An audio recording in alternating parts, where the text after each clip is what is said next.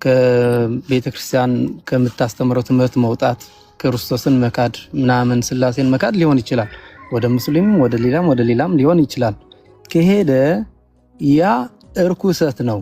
በድሮ ጊዜ በዘሌዋውያን እንደተጠቀሰው እንደሚገለለው ለምጽ ያለበት የሆነ ነገር ካለበት በቆዳው እንደሚገለለው ያው እሱም ይነጻል እኮ በእንትን አለው የራሱ የኦሪት ህግ አለው። እንትን ይደረጋል፣ እንደዚህ ይደረጋል። ብቻ ባጭሩ ይታጠባል ምናምን። ብቻ ከነጻ በኋላ ቁስሉ ምናምን ነው ወደ ህዝቡ እንትን የሚገባው እንጂ ለምጽ ካለበት እንደፈለገው ወደ ደብተራ ኦሪት ምናምን እየገባ ምናምን ወደ ጉባኤው መሰብሰብ ምናምን አይችልም ነበር። ከጉባኤው ለምን ነበር ለምጽ ካለበት ከሚጠየፉት ወይም ከቅዱሳን ጋር ህብረት የማያደርግ የነበረው? ለምን ነበረ? ከጉባኤው የሚወጣው አብዛኛው ጊዜ ያው ለምጽ የሚወጣበት አብዛኛው ጊዜ ሰው ለመቅሰፍ ይጠቀምበት ነበር። ለምሳሌ የሙሴ እህት ማርያም ምናምን አሁን ለምሳሌ በሙሴ ላይ የሆነ ነገር ስታወራ እርኩስ ነው ተብለው ስለሚቆጠሩ ነው አይደል? የኃጢአት ለምሳሌ ኃጢአት ስትሰራ የሙሴ እህት ለምጽ ወጣባት እንዲታወቅባት። አዎ መታወቂያው ነው። አብዛኛው ኃጢአት የሚሰራ ሰው አብዛኛው ጊዜ በዛ ጊዜ ለምጽ ይወጣበታል፣ የሆነ ምልክት ይወጣበት ነበር። እሺ ቃሉን እንጠቀመው የጋራ ቋንቋ ስለሆነ እርኩሰት አለባቸው ነው አይደል የሚባሉት? ለምጽ ያለባቸው እንደ እርኩስ ናቸው አይደለም የሚቆጠሩት የነበረው? አዎ በኦሪት ጊዜ እንደ እርኩስ ይቆጠሩ ነበር። አሁን ግን እንደ እርኩስ የሚቆጠሩት ማን ነው? እንደ እርኩስ የሚቆጠረው ከቤተ ክርስቲያን ከወጣ ነው። አሁን ከቤተክርስቲያን የቄደር ተጠማቂዎች እስከመጠመቃቸው በፊት ወይም ስርዓቱን ከመውሰዳቸው በፊት ቄደር የሚለው በራሱ ምንድነው ይለዋል? የአማርኛው ፍች የኪዳነ ወልድ ክፍሌ መዝገበ ቃላት ሲፈታው ቄደርን እርኩስ ብሎታል ማለት ነው አይደል? ስለዚህ አሁንም አንድ ናቸው። አንተ እንዳልከው በዛም ጊዜ በለምጽም ጊዜ የነበረው እርኩሰት ነው። ለምጽ ያለባቸው ወይም ለምጽ የሚታይባቸው ምልክት ስለሆነ የእርኩሰታቸው ምልክት ስለሆነ አሁንም ደግሞ ቄደር ብሎ ቄደርን ጥምቀት የሚያደርጉት ቅድም ብለዋል ሲክዱ ወይም ደግሞ ሲበሉ የሙስሊም ስጋ ሲበሉ ቅድም ሲነሳ ስለነበረ ወይም ደግሞ ሲዘሙቱ አይደል? ወይም ሲያመነዝሩ። አይ ሲዘሙቱ እንኳን አይደለም። ትንሽ ማብራሪያ ልስጥ እዚህ ጋር ባጭሩ። ለምሳሌ ሲዘሙቱ እርኩስ አይባሉ። ሲዘሙቱ ዝም ብሎ ወደ ኖርማል ንስሐ ነው ወደ ካህኑ ሂዶ ንስሐ ነው የሚያስፈልገው። መናገር ብቻ ነው። ሲዘሙቱ እርኩስ አይባሉም፣ ቅዱስ ነው የሚባሉት። ሲዘሙቱ ቅዱስ አይባሉም፣ ኃጢአተኛ ነው የሚባሉት። ግን እርኩስ አይባሉም። ልዩነት አለው። ከጌታን የካደና ዝሙት የሰራ አንድ ጊዜ እኔ ብቻ ነኝ የሰማው ወይስ ሁሉም ሰምቷል? ሲዘሙቱ እርኩስ አይባሉም፣ ኃጢአተኞች ነው የሚባሉት። ኃጢአት ሰራ ይባላል። እርኩስም ሊባል ይችላል። ችግር እኮ የለውም። ግን ሳልኖር አንዴ ሚውትን አብራ አንዴ ያው ነው። ኃጢአተኛ ርኩስ ይባላል፣ ኃጢአተኛ ይባላል። አንዴ እሰጣለሁ ወደ አንተ መለስ። ሳልኖር የሚዘሙቱት ርኩስ ይባላሉ። ሃይማኖት የካዱትም ርኩስ ያው ርክሰትን ነው የሚያሳይ፣ ዝሙትም ርኩስነትን ነው የሚያሳይ። እሺ እናመሰግናለን። የሚከራከርህ ከሆነ በኋላ ሀሳብ ያነሳል። ግን እርኩስ እንደሚባሉ ከኛ ሳይሆን ከራሳችሁን ቤተ እምነት ስማው ብዬ ነው። ሮቤልዬ ኦኬ ቀጥል። እርኩስ የሚባሉት እነሱም ዝሙተኞችም እርኩስ ናቸው። የሙስሊም ስጋም የበላ እርኩስ ነው ይባላል። የሌላውም ስጋ የበላ እንደውም በጾም ራሱ የበላ ይለናል አይደል ወንድማችን? በጾም የበላ እሱ ምን ይባላል? እርኩስ ይባላል ማለት ነው። እርኩስ ነኝ ብሎ ይጮሃል ወይ ነው የመጀመሪያው ጥያቄ። እሱም ፍታና ወደ ሌላው ትሄዳለህ። እሺ ባጭሩ ንስሐ የቄደር ሲባል ባጭሩ አልኩ ከሃይማኖት የወጣ ብቻ ነው። ቄደር የሚባል ነገር ለሱ ብቻ ነው የሚያስፈልገው። ምክንያቱም ከሃይማኖት ወጥቷል እንጂ አሁን አንድ ክርስቲያን ቢዘሙት ቢሰርቅ ምናምን ቄደር ሳይሆን ቀጥታ ንስሐ ብቻ ነው የሚያስፈልገው። የቄደር ንስሐ እሱን ከነ ሁሉም ርኩሰት ነው አይደል? ግን እሱን ከነ እንትና ጋር ትነጋገራለህ፣ ችግር የለውም። እኛ ሙሉ ለሙሉ ቄደር የሚለው ራሱ መጽሐፍ ቅዱሳዊ አይደለም ብለን ስለምናምን፣ ግን ቄደር ማለት በራሱ በኦርቶዶክሳዊ አስተምሮ መጽሐፍ ቅዱሳዊ ነው ብለው በሚያምኑት በሁለታችሁ መካከል በዝሙትና በሌሎች ርኩሰት ምክንያቶች ቄደር አያስፈልገውም። ቄደር የሚያስፈልገው ክዶ ከወጣ ብቻ ነው በሚለው ከሆነ ያው ከወንድማችን ጋር ትነጋገራላችሁ። በኋላ ግን ሀሳብህን ላስጨርስ እየጨረስክ። እሺ፣ ባጭሩ ንስሐ ለሁሉም ሰው ያስፈልገዋል። ግን ቄደር የሚባል ነገር ግን ከሃይማኖት የወጣ ነው። ባጭሩ የጌታን ጽዋና የአጋንንትን ጽዋ ልትጠጡ አትችሉም ይላል ጳውሎስ በአንደኛ ቆሮንቶስ 10:21 አሁን የጌታ ጽዋና የአጋንንት ጽዋ ልትጠጡ አትችሉ ምናምን ይላል። ለምሳሌ ባጭሩ ከሃይማኖት ከወጣ ስላሴ ለምሳሌ ስላሴን የካደ ገናኛል። አሁን ጥቅስ ኦኬ ሺድ ችግር የለውም፣ ችግር ልዩነት እንዳለው ነው። ባጭሩ ለምሳሌ ምን መሰለክ በአንደኛ ቆሮንቶስ ምዕራፍ 5 ቁጥር 1 ጀምረ ስታነበው ለነሱ ለቆሮንቶስ ሰዎች በዝሙት እንደወደቁ እንደውም በእናንተ የሚደረገው ዝሙት ምናምን ይላል። ኃጢአት ይሰራል ማለት ነው አንድ ክርስቲያን። እሱ ምንድነው የሚያስፈልገው? ኖርማል ንስሐ። ቄደር ምናምን የሚባለው ግን አልኩ ባጭሩ አንተን ልታውቀው ብዬ ነው እንጂ ማንም ኦርቶዶክስ ቄደር ምናምን የሚያስፈልገው ወደ ሌላ ቤተ እምነት ከሄደ ከሌላ ቤተ እምነት ህብረት ካደረገ ብቻ ነው። ይሄ አንድ ደቂቃ ሀሳብ ስጠው። እንትና አንድ ቁጥር ጽፏል ወንድማችን ሳልኖር ማለት ነው። ሰሊና አንዴ ሚዩት አድርጊ ወይም ሚዩት አድርጊ። ሮቤል ወንድማችን ምንድነው ያለ? ቄደር የሚያስፈልገው ከክርስትና ሃይማኖት ለወጣ ብቻ ነው ያልክ። የመጀመሪያ ኦርቶዶክስ ብቻ የሚል ትምህርት የላትም እና መጽሐፉን ደግሞ ይኸው ለሱ ብቻ አይደለም በዝርዝር አለ። እናንተም ቢኒም ታየዋለህ። አሁን ሮቤሌ ሚዩት አድርግ፣ ያስተጋባል። አንዴ አንተ ስታወራ ሚዩት ስላረግን እሱም ሲያወራ ሚዩት አድርግ። ሮቤል ቀጥል። ሳልኖር አንዴ ድገመው ሀሳቡ።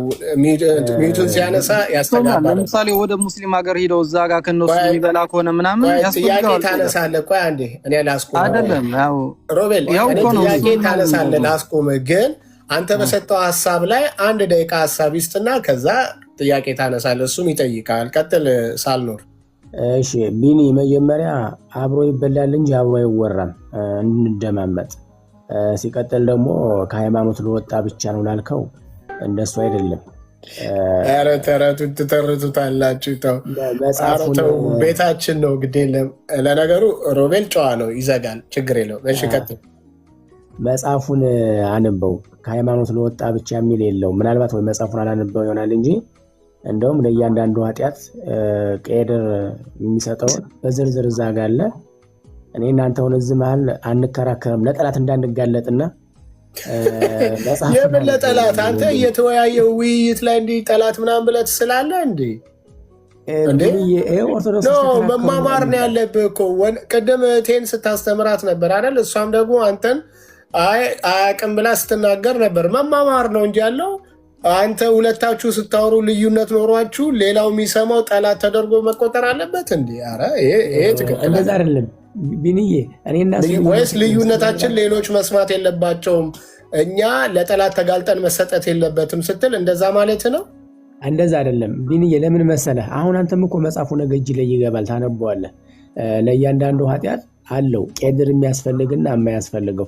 ለምሳሌ አንድ እንደው ታውቃለህ ከፕሮቴስታንት ያለ አብዛኛውን ክርስቲያን እኮ እሱን እኮ ነው ለምን አታስረዳውም? አሁን እሱ ቄደር የሚባለው ከሃይማኖቱ ለወጣ ብቻ ነው ሲል አንተ ደግሞ ካነበብከው ወይም ከቤተ ክርስቲያን መጽሐፍት እየጠቀስክ ወይም እያነሳ ወይም እያወሳ ስለ እጅ ላይ ከሌለ ማለት ነው። እሱን እያወሳ ለምን አትናገረውም? እሱን ብትናገር ነው ወይ ሌሎች ቢሰሙ ጠላት ብለህ የምትናገረው? እሱ ትክክል ስላለ እንደዛ ለማለት ብዬ አይደለም። ለምን እንደሆነ ታውቃለህ? ልጁ ያገላለጥ ችግር እንጂ ገብቶታል። አሁን እኮ ምን አለ? ለምሳሌ አረብ ሀገር ቆይተው የመጡ ሴቶች ገርሳምዬ ቄደር ይጠመቃሉ። አረብ ሀገር አሁን ሰርተው የመጡ ሴቶች አብረው ስለበሉ ከዛ ጋር መጥተው ቄደር ይጠመቃሉ። ይህንንም አስረዳለን። እንዲህ በማስረጃ ሲሆን ጥሩ ነው። እሺ አዎ፣ ብቻ የሚል አስተምሮ ስለሌለ ከሃይማኖት ለወጣ ብቻ አይደለም። በማይድም ዙሪያ ቄደር የምሰጠው አለ። ሲቀጥል ቅድም ምንድን ነው ያልከው አንተ? ይጮሃሉ ለምትለው አይጮህም። መጮህ ምናምን የለም። ለካህኑ ይናገራል፣ ይጠመቃል። ካህኑ በራሱ አይደለም። ይኸውልህ ካህኑ ይድግ ይፍታ ያንጽ ወይ ቀድስ ስራ ኃጢአቴ ወኃጢአተ ኩሉ ህዝብከ የማይሰራ ኃጢአት እግዚአብሔር ይፍታ። አይ ይጮሃሉ የሚል የለም እንዳትል መጽሐፍ ቅዱስ ላይ አለ። ወንድማችንም ምዕራፍ ስንት እያለ ነው? ዘሌዋውያን 13 ሞቱ የድሮ እኮ ነው የኦሪት ነው። አሁን ነው በአሁን ቤተክርስቲያን የለም እንዴ? በቃ አይጮሁም ካልን አይጮሁም ብላችሁ መያዝ እኮ ነው ያለባችሁ። ለምንድን ነው የኦሪት ነው? እዚህ ጋር ግን መናዘዝ እንጂ መጮህ የድሮ ነው ይላሉ እንዴ?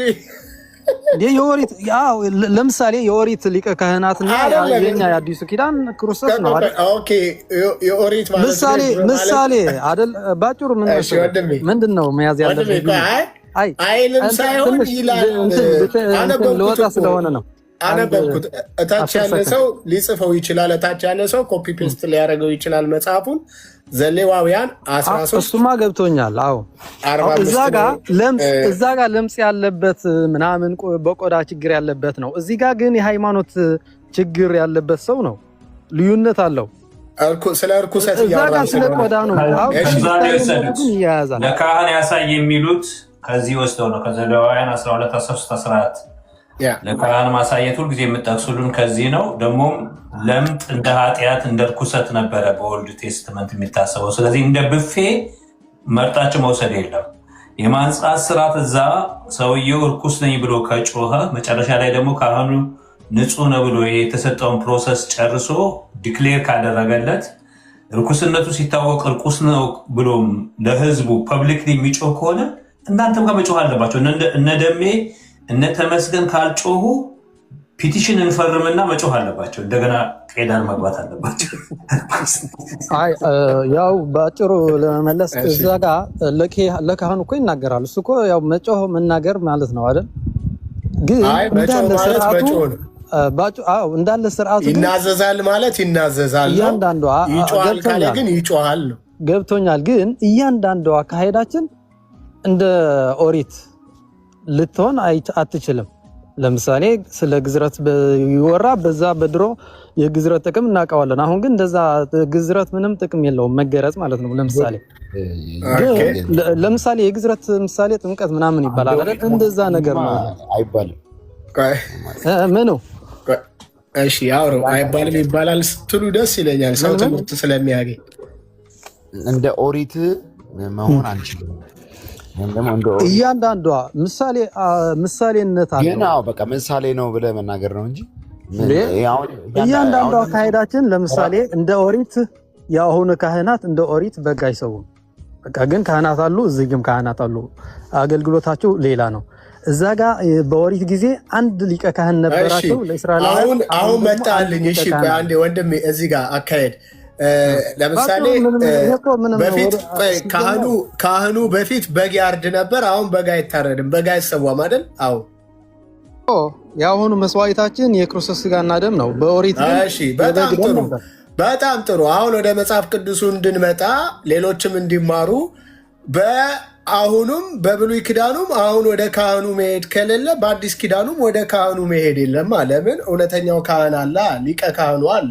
ወደ ሊቀ ካህኑ ለምን አይሄዱም? በአሁኑ ለእነሱ ስልጣን ስለሰጣቸው እነሱ ደግሞ ካህናቱ ምንድነው ስትናዘዝ በትእዛዙ ነውና የምንሄደው። ለምሳሌ ትእዛዙ ምን ይላል መሰለህ? በምድር ያሰራችሁት በምድር የፈታችሁት በሰማይ የተፈታ ይሆናል ይላል አይደል? ስትናዘዝ ምን ይላል ካህኑ? እግዚአብሔር ይፍታህ ይላል። አንድ ጊዜ ካህኑ ሲናዘዝ ካህኑ ምን ይላል? በካህኑ ፊት ቆሞ ሲናገር ካህኑ ምን ይላል? እግዚአብሔር ምን ይበል ይላል? እግዚአብሔር ይፍታህ ይላል። እሺ ካህኑ ፊት ቆሞ ሲናዘዝ አንድ ጊዜ ሮቤልያ አንዴ ብዙ አላወራም። ካህኑ ፊት ቆሞ ሲናዘዝ ለምሳሌ ምሳሌ ካህን ልበለው እሱን ደግሞ ካህኑ ፊት የሚቆመው ኃጢአተኛው ልበለው። አሁንም አካሄዱ እንደዛ ስለሆነ ማለት ነው።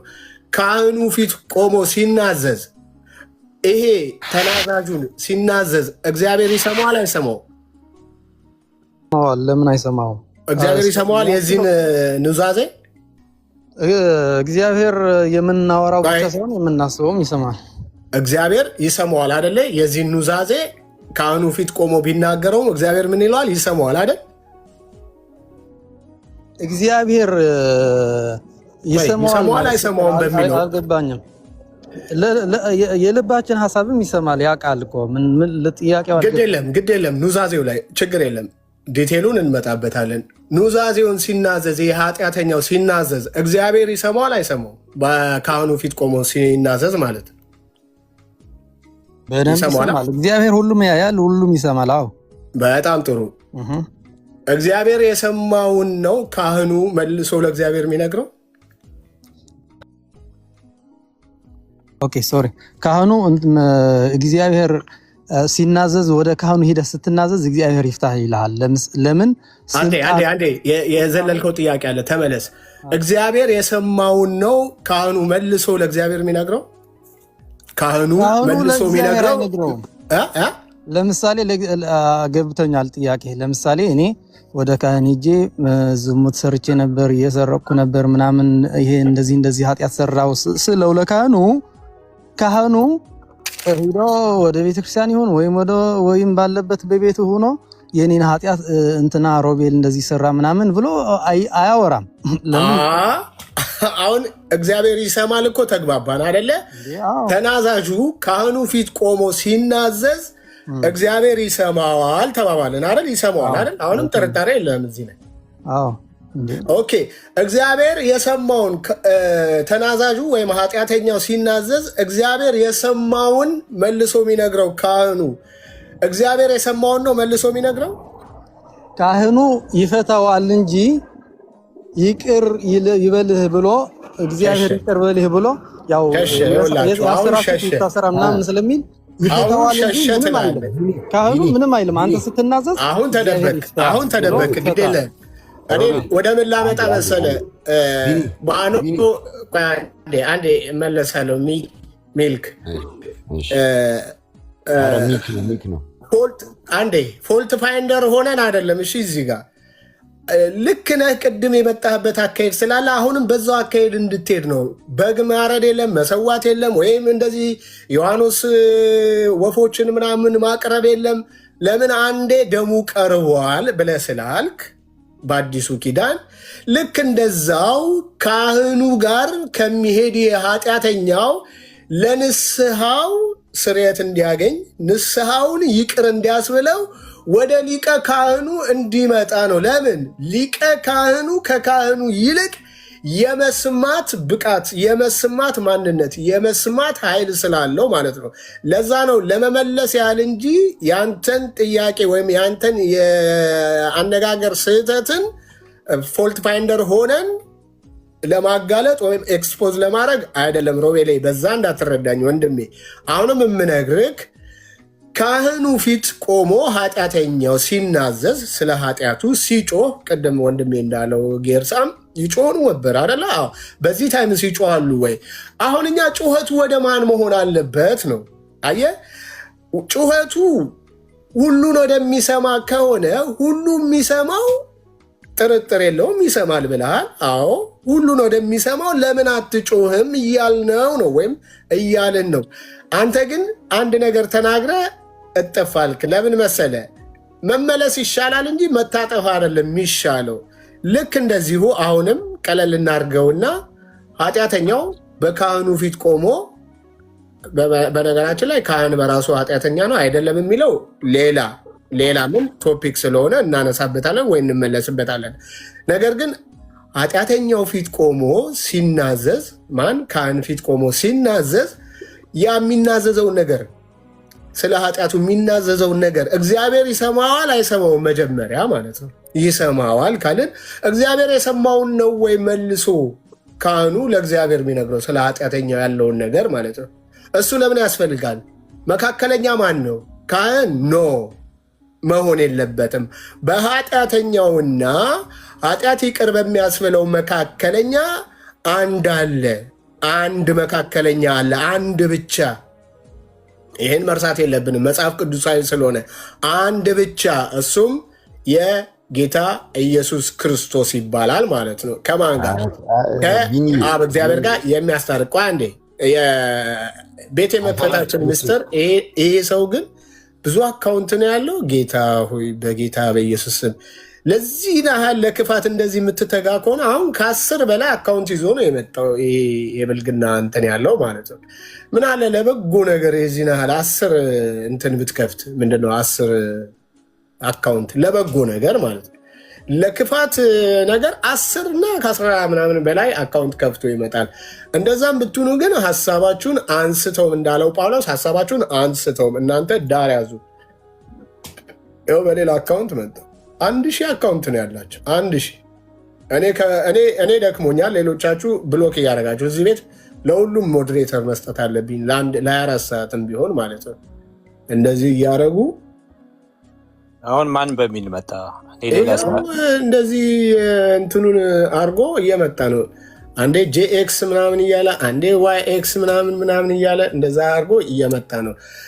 እሺ ወንድማችን እሱን እርማት እናርግበትና ወደ ሚክ እንሄዳለን። እና ካህኑ ፊት ቆሞ የሚናዘዘው ኃጢአተኛ ኃጢአቱን ሲናዘዝ እግዚአብሔር ይሰማዋል በሚለው ጥያቄ የለህም።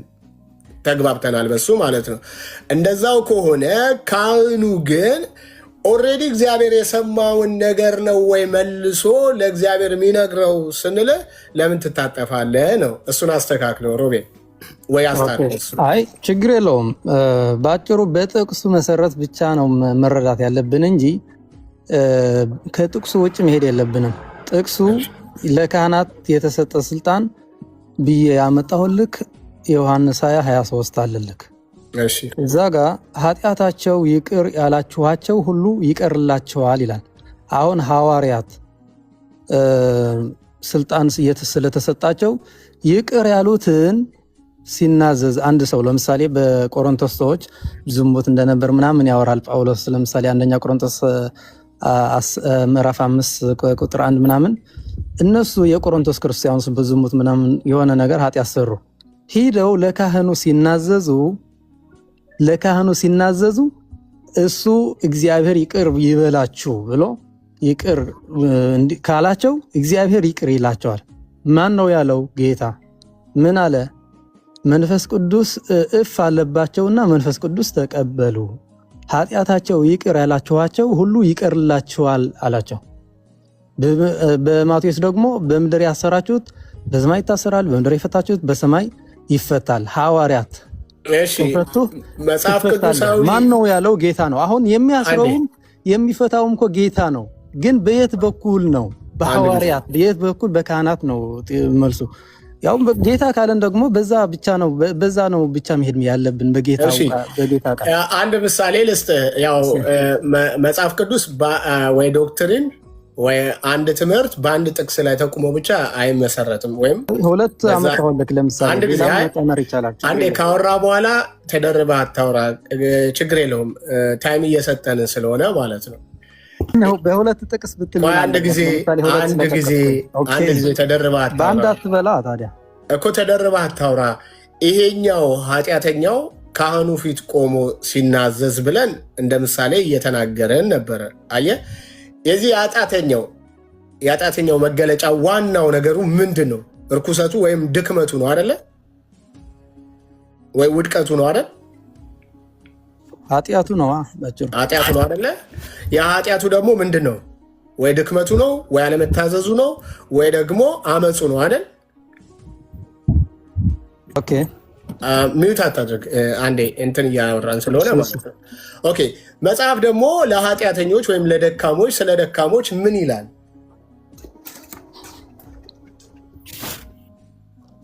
እናንተ ደካሞች ይላል።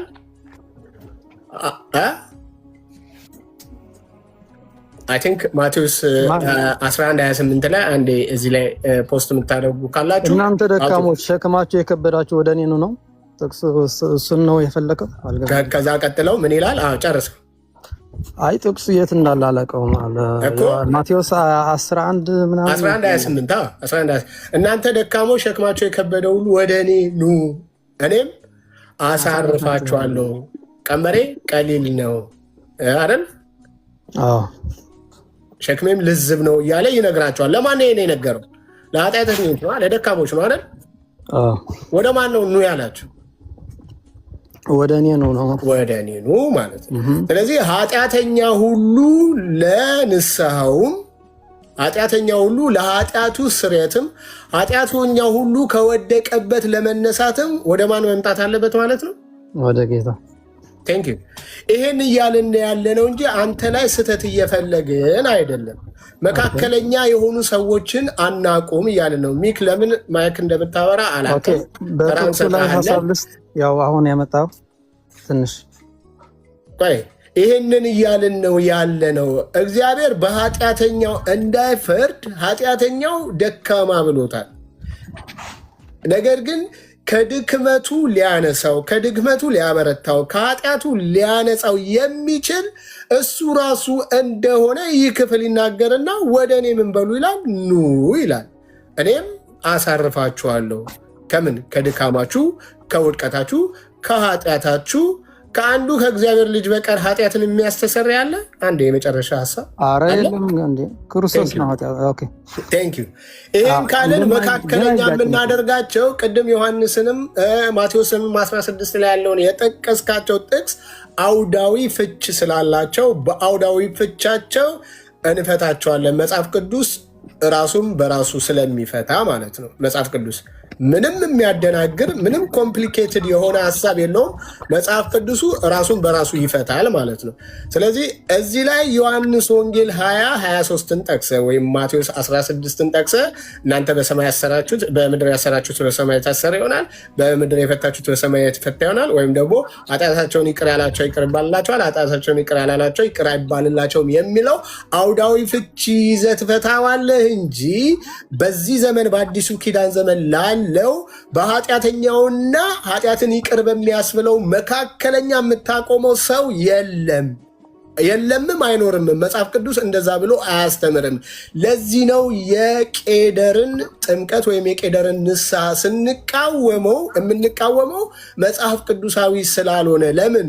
ቄደር ብለህ መጀመሪያ ኃጢአተኛውንና መካከለኛውን የሚያገናኝ ከኃጢአተኛውና ከካህኑ ጋር ነው የመጀመሪያ ግንኙነት የምታደርገው ማለት የመጀመሪያ ግንኙነት። እሱን ግንኙነት ግን ክርስቶስ ምን ብሎታል? ቅድም ተናግረዋል፣ ሰብሮታል።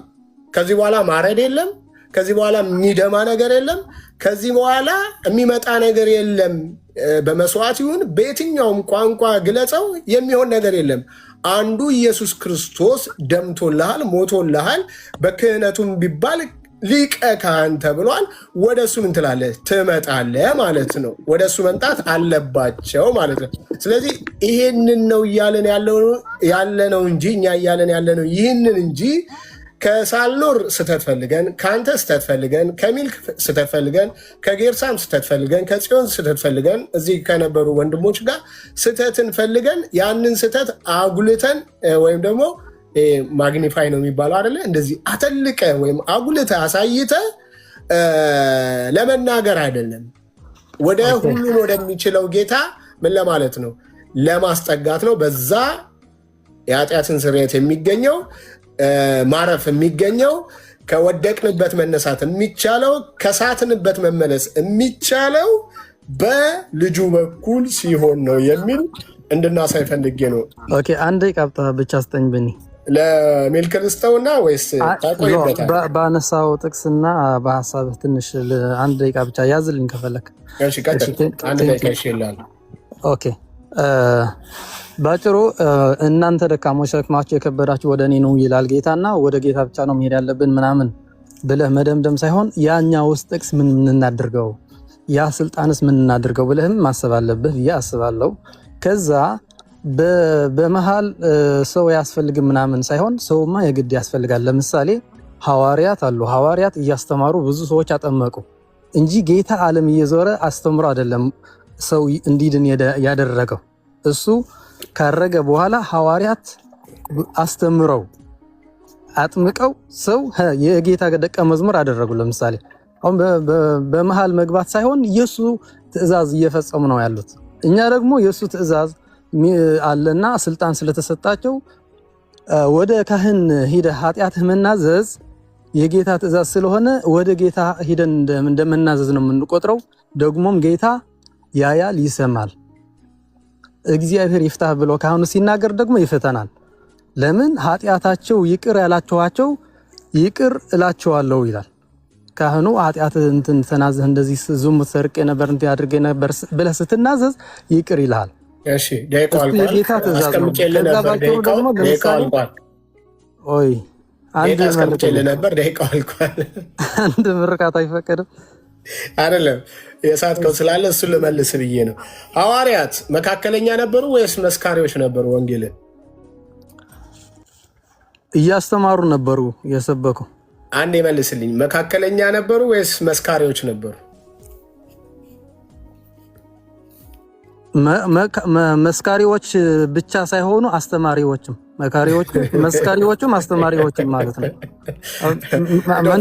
መስካሪዎች ነገር ላይ ሁሉ ስህተት መገኘት አለ አይደለም። አንተ ያልከው እኮ መስካሪ ናቸው ወይ አልከኝ። መስካሪ ብቻ ሳይሆን አስተማሪም ነበሩ። ለምሳሌ ብቻ መቆም ሳይሆን ሐዋርያቶች እናንተ ምንድናችሁ ምስክሮቼ ትሆናላችሁ ነው አይደል ያላቸው? አዎ፣ ግን ምስክር ብቻ ናቸው ብለን መደምደም አንችልም። አስተማሪዎችም ናቸው። አሁን ብቻ ብለህ አትውሰደው። የክርስቶስ ተከታይ ናቸው አይደለ?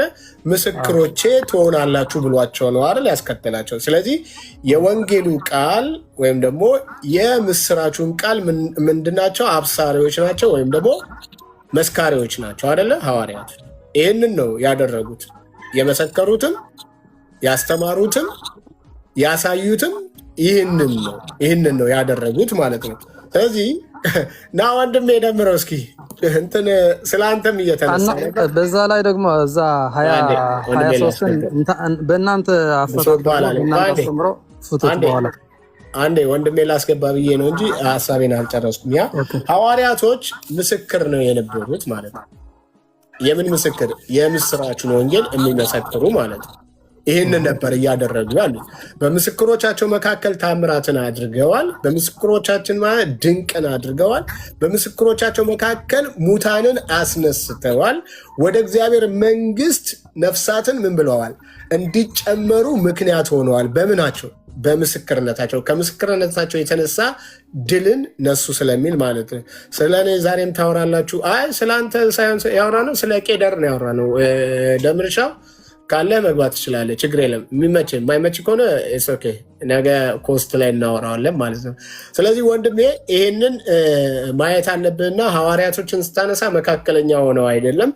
እዚህ ጋር እኮ መካከለኛ ናቸው አላልኩም። ሶሪ፣ እዚህ ጋር በሌላ በኩል እንዳትወስደው እዛ በሌላ መንገድ እንዳትወስደው ሳይሆን መካከለኛ ብለህ አትውሰደው። መካከለኛ አላልኩም፣ ግን ስልጣን አላቸው ይቅር የማለት እግዚአብሔር ይፍታህ ብለው ቃሉ እኮ ነው የሚለው። ስልጣን ሰጣቸው እፋለባቸውና ይቅር። አንተ ወዴት ልትወስደው ነው? ምሳሌ አውዳዊ ፍቺ ስላለው በአውዳዊ ፍቺ እንነጋገርበታለን ስላለ አሁን በእናንተ ቤተ እምነት እንደዛ ዮሐንስ ወንጌልን 23ን ስትገልጸው ዮሐንስ ወንጌል ከአንድ መጀመር ስላለብህ ችግር የለውም። ከአንድም ጀምረው ከምንም አንድ ጊዜ እንደውም ቀሲስ መጥተዋል። አንዴ ሮቤል እንደውም ቀሲስ መጥተዋል። ከገቡ ከእሳቸውም ልትሰማው ትችላለህ ማለት ነው። ለምን እሳቸው ኃጢአተኛን ይቅር ማስባል ይችላሉ አይችሉም የሚለውን ነገር እራሳቸው ሊመልሱልህ ይችላሉ። ልክ እንደዛው እሳቸው ኃጢአትን ይቅር ማስባል አልችልም ካሉ ልክ እንደዚሁ ሐዋርያትም ጋር ስትመጣ ይህንን ነገር ለሁሉ ነው የሚሰራው። ወንጌሉ የወንጌሉ ቃል ለሁሉም ነው። ለአንዱ የሚሰራ ለአንዱ የማይሰራ አይደለም። ገብቶሃል? ልክ እሳቸው ገብተው አሁን ቀሲስ ዲበኩሉ ጆይን ሲሉ ስላዩዋቸው ነው። ከገቡ መብታቸው ነው፣ ካልገቡ መብታቸው ነው። እንደዛ ካረጉ በካህኑና በቄደር ተጠማቂ ወይም በኃጢአተኛው መካከል በይቅር ባዩ መካከል ካህን ሊኖር አይገባም። ካህን ቅድም እንዳለው ሊቀ ካህን ስላለ ማለት ነው። ልክ ኃጢአተኛው ወይም ደግሞ ቄደር ተጠማቂ ወይም የቄደር ስርዓትን ፈጻሚው ኃጢአቱን ሲናዘዝ በካህኑ ፊት እግዚአብሔር ይሰማዋል ካልን እግዚአብሔር የሰማውን ካህኑ መልሶ መንገር አይጠበቅበትም።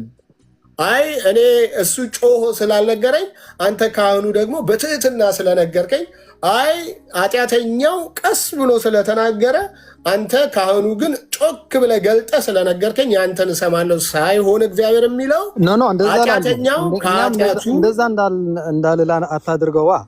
አይደለም አልክ አይደለም እምልህ እኮ አልክ አይደለም እምልህ የካህኑን ግብር እዚህ ጋር ልታሳየን የምትፈልገው ካህኑ መካከለኛ ሆኖ እንዳታቆመው ነው ዋና ሐሳባችን። ካህኑ መካከለኛ እንዳታደርገው። መካከለኛ አንድ ነው፣ ማን? ክርስቶስ። እሱም ሊቀ ካህን የተባለው ማለት ነው በዕብራውያን ላይ ማለት ነው። በአጠቃላይ ሀሳቡን ጠቅልል አድርገውና አንድ ጊዜ ካህኑ ሊቀ ካህኑ ማለት ነው እና ኃጢአተኛው መካከል ሌላ መካከለኛ ካህን የለም። አሁን የቄደር ጥምቀት የቄደር ንስሐ መጽሐፍ ቅዱሳዊ አይደለም ስንላችሁ በምክንያት ነው። መጽሐፍ ቅዱሳዊ ነው ስትሉን ግን አሳዩን እያለን ነበረ። አሁን በዚህ ላይ ብዙ ጊዜ ወስደናል። እኔ እናንተ ለምን ሚዩት እንዳበራ አላውቅም። ምናልባት ሳታውቀው ይሆናል። እኔ ሚዩት ላድርገህ። ይህን ስላደረግን ወደ መካከለኛው ወደ ዋናው መካከለኛ ወደ ኢየሱስ ክርስቶስ እንድትቀርቡ ወይም እንዲቀርቡ ወይም እንድንቀርብ ነው። አሁን አንወድቅም እያለን እየተመጻደቀን አይደለም። አንስትም እያለን እየተመጻደቀን አይደለም። ጻድቅ 7 ይወድቃል ተብሎ የእግዚአብሔር ቃል እንደሚናገረው ግን የጻድቅ ምልክቱ ደግሞ አለመውደቁ ሳይሆን ወድቆ አለመቅረቱ ነው። ጻድቅ ይወድቃል ግን ወድቆ አይቀርም። ምን ይላል? ይነሳል። በማን? በእግዚአብሔር ኃይል ማለት ነው። እግዚአብሔርን ይቅር በለኝ በማለቱ ሌላ መካከለኛ ሳያስፈልገው። ለዚህ ነው የሌሎችን መካከለኛነት በዋናው በሊቀ ካህኑ በኢየሱስ ክርስቶስ ተወስዷል። በቃ የሊቀ ካህንነትን ሹመት ተቀብሏል። ሊቀ ካህን ነው፣ ብቻውን መካከለኛ ነው። ከሱ ሌላ መካከለኛ እንዳይኖር እንጠንቀቅ ለማለት ነው። ምናልባት ቆየውብህ መሰለኝ ሳልኖር። አንዳንድ ቁጥር እየጻፍክ ነው። እሺ ቀጥል። አንዴ ሳልኖር አንዴ ልጨርስ። ሮቤል አንዴ ተረጋጋ። አንዴ ያስከው እኮ ሰዓቱ እሱ እኮ ዝም እንትን እኮ አለ መካከለኛ ምናምን ብሎ ያላነሳ ነው ስላልነሳ ነው። አረ ቆይ ምንም ትክ እያለ ነው። እዛ ጋር ሄድበት። እሺ መካከለኛ ክርስቶስ ብቻ ነው። ግን ለእንትን ብዬ ነው ልወጣ ነው። መልካም አንዴ ስማለታ እሱንም ስማው። ምን ችግር አለ? ሮቤል እስካሁን ሰማን አይደል? አረ እንትን ሚዩት አድርገው። ሮቤል ሚዩት አድርግለት። በጣም አመሰግናለሁ በትትና እንደዚህ ስላወራሃን። እውነት ለመናገር ምንም አይነት ፖለቲካ ለመስራት አልሄድክም። እንዲህ ነው ወንጌላችንም የሚያስተምረው፣ እንዲህ ነው። በነገራችን ላይ ወንጌላችን ጠላትን እያዩ ስለ ፍቅር ማግጠም ነው። የኛ ወንጌላችን ክርስቶስ ፍቅር ስለሆነ ይሄ መለመድ አለበት። ደስ የሚል ነው። ማንንም መጠምዘዝ አልፈለግክም። በዚህ በኩል ደስ ብሎኛል። ቅድም ቤተክርስቲያን ወንጌልን ሰራች ያልኩበትን ምክንያት ትንሽ ልንገራ። 27 የሚሆኑ ወንጌሎች ነበሩ። እንደው እኔ ሁሉንም አይደለም፣ የጳውሎስ ወንጌል ነበረ፣ የጴጥሮስ ወንጌል ነበረ። እነዛን አጣርታ እውነተኛው ወንጌል አቆየችን ቤተክርስቲያን ናት። ከዛ አንጻር ነው እኔ ቤተክርስቲያን ወንጌልን ሰራችው ያልኩኝ። አንደኛው ይሄ ነው። በዚህ እንዲ እሱ ቶፒክ ሌላ ነው። ለዛ ነው እሱን አሁን አንንካው። ለምን መሰለ? ቤተክርስቲያን አንተ ያልከው ወንጌልን ሰራችሁ፣ መጽሐፍ ቅዱስን ሰራችሁ እንጂ መጽሐፍ ቅዱስ ቤተክርስቲያንን አልሰራም ያልከው እሱ ላይ ሌላ ቶፒክ ነው፣ እናወራለን። እሱ ላይማ ትልቅ ማኖ ነክተሃል፣ ትልቅ ፋውል ሰርተሃል፣ እሱ ላይ ማለት ነው። አሁንም ደግሜ ላለው በዚህ ያሉትም ጋር ከተግባቡ ከአንተ ጋር ተግባቦት ካላቸው በዛ ትቀጥላላችሁ፣ ችግር የለውም። እሱ ሌላ ቶፒክ ነው። ማነው የበላይ ብለን ስናወራ እርማት ልታረግበት ከሆነ መብት ነው፣ እርማት አርግበት። አንተ መጽሐፍ ቅዱስ ቤተክርስቲያንን አልሰራችም፣ ቤተክርስቲያን መጽሐፍ ቅዱስን ሰራች እንጂ ብለህ ስለተናገር ይሄ ትልቅ ፋውል ነው። ፋውል ብቻ አይደለም አጋንንታዊም ነው፣ ደፍሬ የምነግርህ ማለት ነው። ይሄ አስተምሮ ወይም ይሄ አረዳድ ማለት ግን መላው ኦርቶዶክስ እንዲህ ነው የሚያምነው ብለህ ብጠይቀኝ አይ ድፍረት የለኝም። መላው ኦርቶዶክስ እንዲህ ብሎ ያምናል ብዬ አልልም። በቅድም ባልኩ ከኦርቶዶክሳውያን ቁጥር ብዛት የተነሳ አመለካከት ልዩነት ሊኖር ይችላል። ቁጥር ብዛት ስለ ሌላ ነገር እየሰራው ወይ እየተናገርኩ ስላልሆነ ቅድም ወንድማችን ካህን ጌርሳም ያሰማን ከራሳቸው ከኦርቶዶክሳውያን የተነገረ ማለት ነው። እነማንን ማለቴ ነው?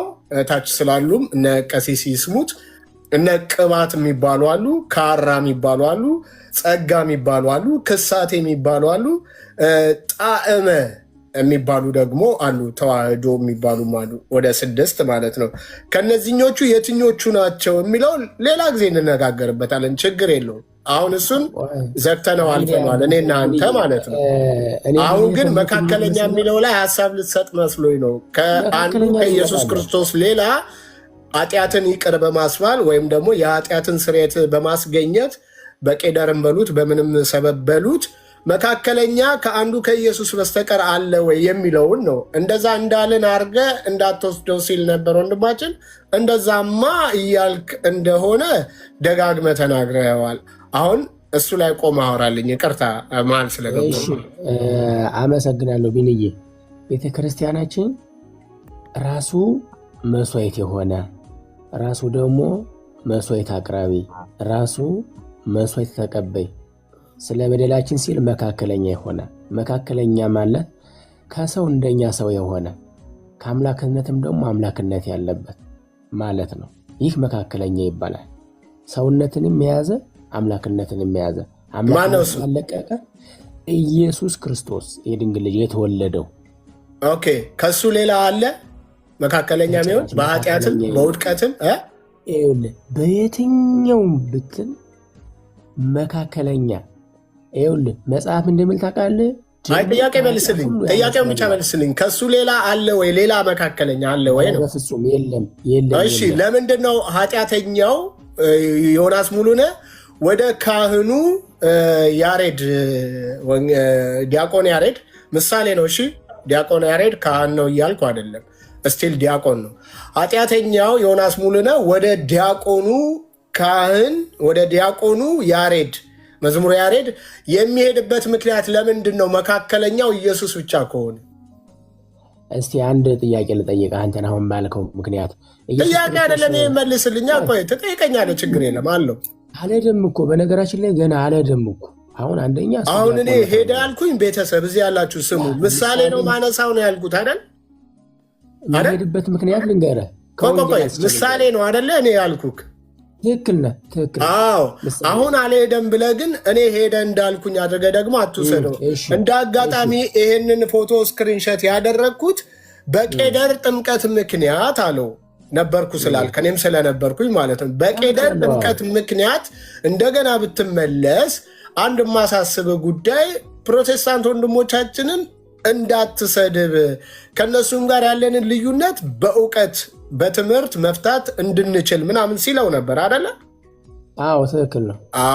እሺ አሁን ሁለቱን አነሳንና እዚህ ጋር ይኸው ሸፈንኳቸውና ሁለቱን አነሳንና ከአይምሮ አውጣና ኃጢአተኛውና ካህኑ አንድ ነገር ያገናኛቸዋል። ምን? ኃጢአተኛው ከኃጢአቱ ይቅር ለመባል ሲፈልግ ወደ ካህኑ ይሄድና ለካህኑ ምን ይላል? ይናዘዛል። ይሄ በኦርቶዶክስ ቤተ እምነት ያለ ትምህርት ነው። ትቀበለዋለህ? መጽሐፍ ቅዱስ ላይ ነው ያለ፣ ኦርቶዶክስ ላይ አይደለም። መጽሐፍ ቅዱስ ላይ ነው ያለ። አንድ ጊዜ በኦርቶዶክስ ቤተ እምነት ያለ ትምህርት ነው። ትቀበለዋለህ? በሚገባ እቀበለዋለሁ። እንዴ ግጥም። ኦኬ፣ በሚገባ ትቀበለዋለህ። ስለዚህ ይሄኛው ኃጢአተኛው ወደ ካህኑ የሚሄደው ለምንድን ነው አለን? ኃጢአቱን ሊናገር። ኃጢአቱን ምን ሊል? ሊናገር ወይም ሊናዘዝ ወይም ደግሞ ሊያሳውቅ አይደል? ትክክል። ሊናገር በሚለው እንሂድ። እሺ ኃጢአቱን ሲናገር ለማን? ለካህኑ። እግዚአብሔር ይሰማዋል? በሚገባ እግዚአብሔር ይሰማዋል። አዎ ኦኬ። እግዚአብሔር የሰማውን ነው ከኃጢአተኛው እግዚአብሔር የሰማውን ነው ካህኑ መልሶ ለእግዚአብሔር የሚነግረው።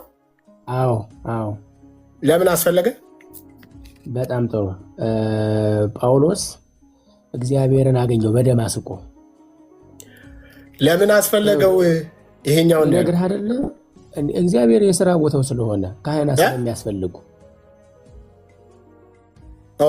ካህኑንማ ቅድም እኮ አወራን። አንዱ ካህን አለ መካከለኛ ብለን አወራን አይደል? አንድ ነገር ልንገርህ። እንዴት መሰለህ? አወራን አላወራንም?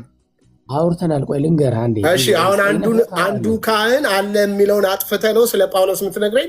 ከዛ ወደ ሐናንያ ቤት የሄደውን ልትነግረኝ? ይሄ አንዱ የተባለውን ማለት ነው ከኪዳኑ በኋላ ማለት ነው አይደል?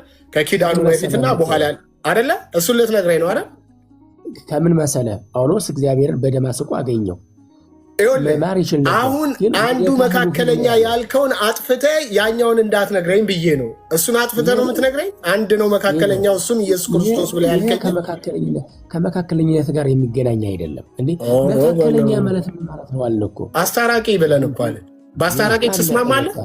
ለሁላችንም በአስታራቂ ተስማምታል አይደል? መካከለኛ ከራሱ ጋር አስታርቆናል እኮ። መካከለኛ የሚለው በአስታራቂ ትስማማለህ? አስታራቂ ማለት በሚለው ነው መካከለኛ ማለት ነው።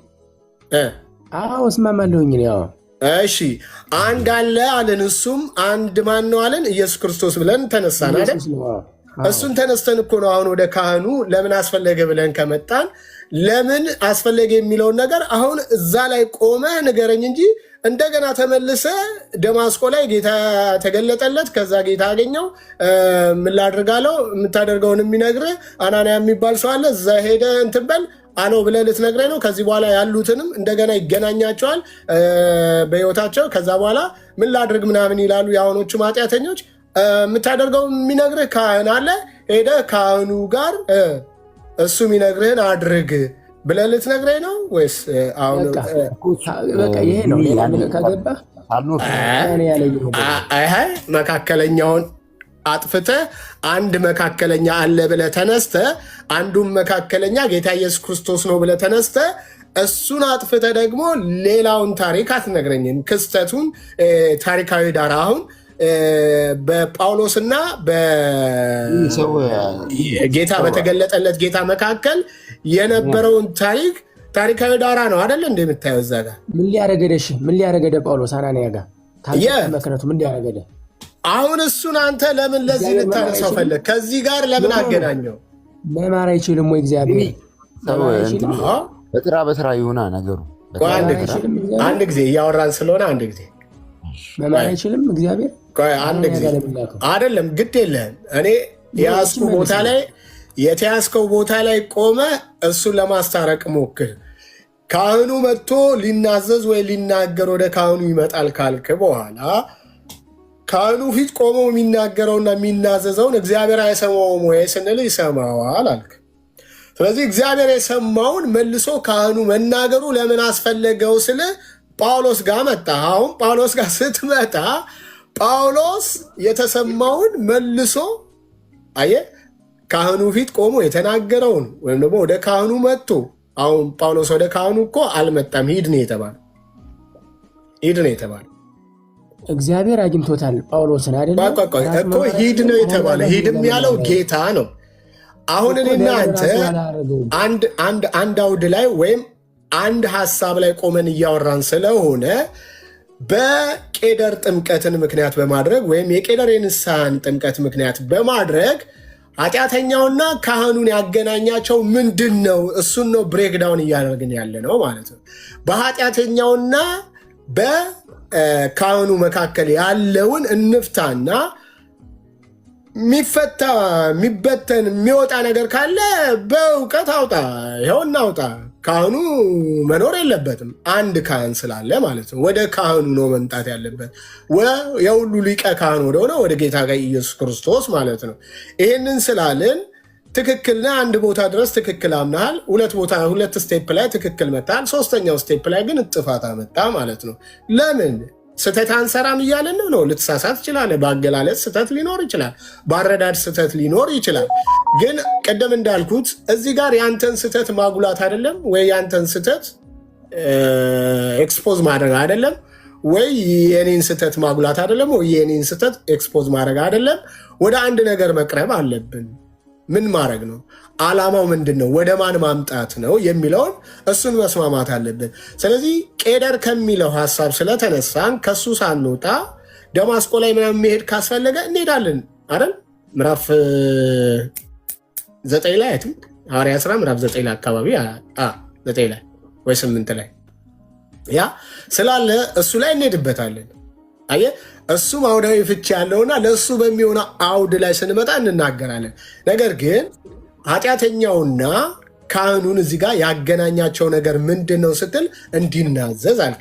ይሄ መናዘዝን ኃጢአተኛው ካህኑ ፊት ቆሞ ሲናዘዝ እግዚአብሔር ይሰማዋል ወይ ስል አዎ ይሰማዋል አልክ። ኦኬ የሰማውን ነገር መልሶ መናገሩ ማን? ካህኑ። ለማን? ለእግዚአብሔር። ለምን አስፈለገ ነው። አየህ፣ ይህንን ብሬክዳውን ስታደርገው ካህን እንደማያስፈልግ ወይም እንደነዚህ አይነት የሰው ካህን እንደማያስፈልግ ትረዳለህ ማለት ነው። ለምን? በአንተና የኃጢአት ይቅር ባይ መካከል ሌላ መካከለኛ የለም ሌላ መካከለኛ። ለዚህ ነው ቅድም ከድክመታችን የተነሳ ወይ ከውድቀታችን የተነሳ ብዬ ማቴዎስ 11:28 ግልጽ ያደረኩልህ። ይሄ ሰው አሁን ደግሞ ሌላ 00 ምናምን ብሎ ከፍቶ መጣ። አይ ቲንክ ሰው ለዚህ ክፋት እንደዚህ ይተጋል? በጌታ በኢየሱስ ስም አትረግሙም? እንደዚህ ያለን ሰው አብራችሁ ሁለቴ ነው የሚጽፈው፣ ደግሞ ሁለቴ ነው የሚጽፈው፣ በሁለት አካውንት ነው የሚጽፈው። እና የተረገማችሁ በኢየሱስ ስም እርኩሶች፣ እነዚህም አሉ፣ እነዚህም አይነት እርኩሶች አሉ ማለት ነው። ቢኒ አንተ እንደዚህ እያወራችሁ ነበር እስካሁን፣ ግን ከሆነ ሰው በኋላ አውራ አንዴ ሳልኖር አንዴ ይቅርታ አድርግ። እሺ ወንድማችን ቀጥል። ብሎክ በማድረግ እጃችን ደከመ። እነዚህ ባለጌዎች እየገቡ እንደዚህ ተገላልጠው እንትን እያሉ ነው። እሺ ቀጥል። ቢኒ ኖርማሊ ትክክለኛ ጥያቄ በኃጢአተኛውና ይቅር ባይ በሚለው መሀል ምን ያስፈልጋል ነው አይደል? ራሱ ክርስቶስ ይቅር ባይ ወይም ደግሞ ራሱ ክርስቶስ መካከለኛ ሆኑ ሳለ ሌላ ያስፈልጋል ወይ ነው አይደል? ቢኒ ያንተ ጥያቄ ካልሳትኩኝ እንደ ጥያቄ አድርገህ ከወሰድከው እንደዛ ልታስቀምጠው ትችላለህ። ግን እዚህ ቄደር ላይ ቆመን እያወራን ስለሆነ እሺ እኮ ስለ ቄደሩም ችግር የለውም። ስለ ቄደሩም ይሁን፣ ግን ፋይናሊ አሁን የሆነ በቃ አሁን ቄደሩንም ምናምን ሁሉ ነገር ማፍረስ የምንችለው ንስሐን ማፍረስ ብዙ ነገር ማፍረስ እንችላለን። ባይዘዌ መካከለኛ አያስፈልግም ካልን ቄደሩን ብቻ ሳይሆን ብዙ ነገር ማፍረስ እንችላለን። ቄደሩ ላይ ቆመን እናወራ። ለብዙዎቹ እንደርስበታለን፣ ግን ቄደሩን መጀመሪያ መስተካከል መታረም ካለበትም እሱ ላይ መስተካከልና መታረም እንዲችል ለሌላው ትምህርት እንዲሆን አይደለ ዋናው ሀሳባችን፣ ወይም ደግሞ የውይይቱ ሀሳብ ሁላችንም ገብተን በቃ ሀሳብ ለመስጠት ነው ኖርማሊ። ከዛ ውጭ ከዛ ደግሞ ሁሉም ደግሞ የራሱን ያውቅበታል ይማርበታል ምናምን ብለን አስበን ነው። ስለዚህ አሁን እኔ ዋናው መካከለኛው ያለው ያልከው ላይ ማለት እያያዝኩኝ ነበር ኖትና ትርጓሜ ቢብሊካል የሆነ ትርጓሜ አለ። ቢብሊካል ስል ቀጥታ ባይብሉን ምናምነው ነገር አለ አይደል? አንዳንዴ ደግሞ ኮንቴክስቹዋል ደግሞ ይሄን ለማለት እኮ የፈለገው ብለን ማለት ነው። ምክንያቱም እነዛ ከሆነ ራሱ ባይብል ራሱ ከአንድ ምዕራፍ አንድ ምዕራፍ ሊጣረስ ይችላል። ኖርማሊ አንደኛው ምዕራፍ ላይ ሌላ ነገር ብሎ መጽሐፍ ቅዱስ ከመጽሐፍ ቅዱስ ይላተማል ያሉት ቀሲስ ዲበኩሉ ናቸው። ለእሳቸው ተላተመ ማለት ወይ ለሌላው ተላተመ ማለት መጽሐፍ ቅዱሱ ይላተማል ማለት አይደለም። ቀጥል፣ ሀሳብን ቀጥል። አንድ ምዕራፍ ወደ ሌላ ምዕራፍ ላይ ስትሄድ እንዴ እዛ ጋር እንደዚህ ተብሏል ነበር እንዴ እዚህ ጋር እንዴት እንደዚህ አለ ልንል እንችላለን። እዛ ጋር እንደዚህ ተብሏል ነበር እንዴ እንደዚህ እንዴት ለምን ተባለ ምናምን።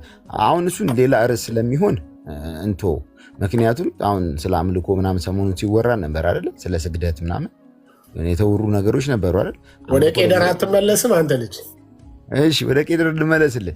ኖርማሊ አንተ ግን ማለት ነው ምን ብለህ ከብዶሃል ወይስ ቅድም አሪፍ እያወራ ነበር? ሁለተኛው ዙር ላይ ከበደ ወይስ?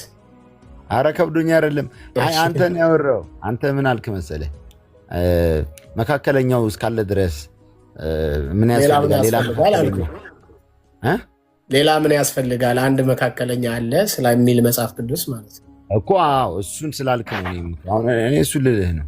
አንድ መካከለኛ እኔ ደግሞ ማለት ነው አሁን እዚህ ጋር ነው የምንቆመው እኮ መካከለኛ ነው ብዬ ክርስቶስን መካከለኛ ነው ሳይሆን እኛ ወይም የኦርቶዶክስ ተዋሕዶ እምነት ተከታዮች በአጠቃላይ እናንተ ፈራጅ ነው የምትሉት፣ ችግር የለም ፈራጅ ነው። ስለዚህ ፈራጅ ነው የምትሉት እናንተ እና አንዴ አደውሉበት እንጂ እንዴ ያውራ። ጥሩ ነገር እያወራ ነው። ገላትያ ላይ ብትወጣልኝ ደስ ይለኝ። እሺ አወጣልሃለሁ፣ ግን አንዴ መጽሐፍ ቅዱስ ለማውጣት ከሆነ አንዴ አውጣና ትነግረናለህ። እሺ ጌርሳም 30 ሰከንድ ተጠቀም። አንዴ ፍቀድለት። አንዴ 30 ሰከንድ ይጠቀም። አንዴ ሰበር ነገር ካለ አይ ምንም ሰበር ነገር የለም፣ ልሰናበታቸው ነው። ግን እዚህ ጋር የቃሉን ትርጉም አዲስ የመጡ ሰዎችም ከዘሌዋውያን ወስደው ነው ለካህን ኃጢአትን አሳይ ይቅር ይበልህ ምናምን የሚሉት እና ከዛ ነው የወሰደው። አንድ ጊዜ እኛ እያወራን በመሀል ባትገባ ደስ ይለኛል። አይ ሚኪ አስፈቅዶ ነው የገባው። ሚኪ አይዞህ ሚዩት አስፈቅዶ ነው የገባው። 30 ሰከንድ ይቅርታ፣ ሚዩት አድርገው 30 ሰከንድ ፕሊዝ። የዚህ ዘመን ህዝብ እኮ በቃ ይሄ ቲክታክ ላይ የሚውል መናገር ብቻ ነው የሚወደው እና ከዛ እየመረጡ እንደ ብፌ ማምጣት የለም። ለካህን አሳይ ኃጢአትን ይቅር ይበልህ እና ከዘሌዋውያን ነው የሚጠቅሱልን። እንደዛ ከሆነ እዛ ሄድንና ልቅም አድርገን ስናይ ለካ ቄደር ማለት ያው ይነግራችኋል እርኩስ ማለት ነው። ይኸው እዚህ ጋር እንደጻፍ ነው እና ደግሞ ይሄ እርኩስ የሆነው ሰው ኃጢአቱን ዲክሌር እየጮኸ ነው፣ ፐብሊክሊ እየጮኸ ነው የሚነጻው ማለት ነው። ማለት ራሱ ይሸሸጋል፣ በኋላ ላይ ደግሞ ቼክ ያደርገውና ካህኑ ዲክሌር ያደርግለታል መንጻቱን። ያ ፕሮሰስ ስለሆነ ከዛ ፕሮሰስ ውስጥ ዘጸአት 13:45 ላይ ይጩህ የሚለውን ወስደናል።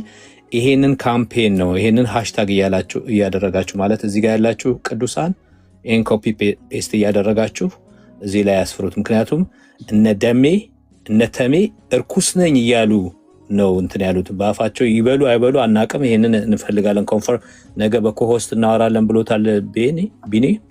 ደሜን ስታወራው ጠይቀው ካላደረጉ ግን ፒቲሽን እንፈርማለን እየጮሁ እኔ እርኩስ ነኝ እያሉ እንደገና ቄዳር እንዲጠመቁ።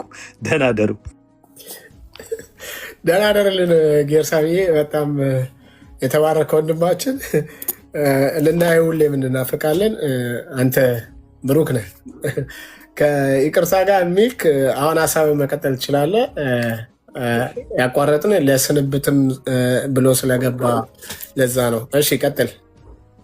እሺ ኖርማሊ አሁን ጌርሰም ራሱ ባለው አረ ሀሳብ ያቆምክበት ሀሳብ አስታውሳለሁ ከረሳው። አርሱትም መካከለኛ አይደለም ብለን ነው እኛ ምናምነው ብያለሁ እኮ። ፈራጅ ብላችሁ ነው አምታም ፈራጅ ነው ብለን ነው ምናምነው እና አንዴ አውጣልኝ ስለ ያው አንተ ራስህ አውጣው ብለኸኛልና ምን ላይ ላውጣል? ምን ላይ ላውጣል? አይ ነገር ያው መጽሐፍ ቅዱስ እጄ ላይ ይዣለሁ። ምን ላይ ላውጣል? እየተመለስክ አንዴ ንገረኝና ትሄዳለህ። ከፈለግ ወይ በሰርች ከሆነ እሺ፣ በሰርች ከሆነ ማግኘት የምትችለው ቀጥልሽ፣ ችግር የለም። ሰርች እያደረኩ ስለሆነ ነው እንጂ እየወጣሁ አይደለም። ገባኝ እኮ ምንም የሚል ሀሳብ። እሺ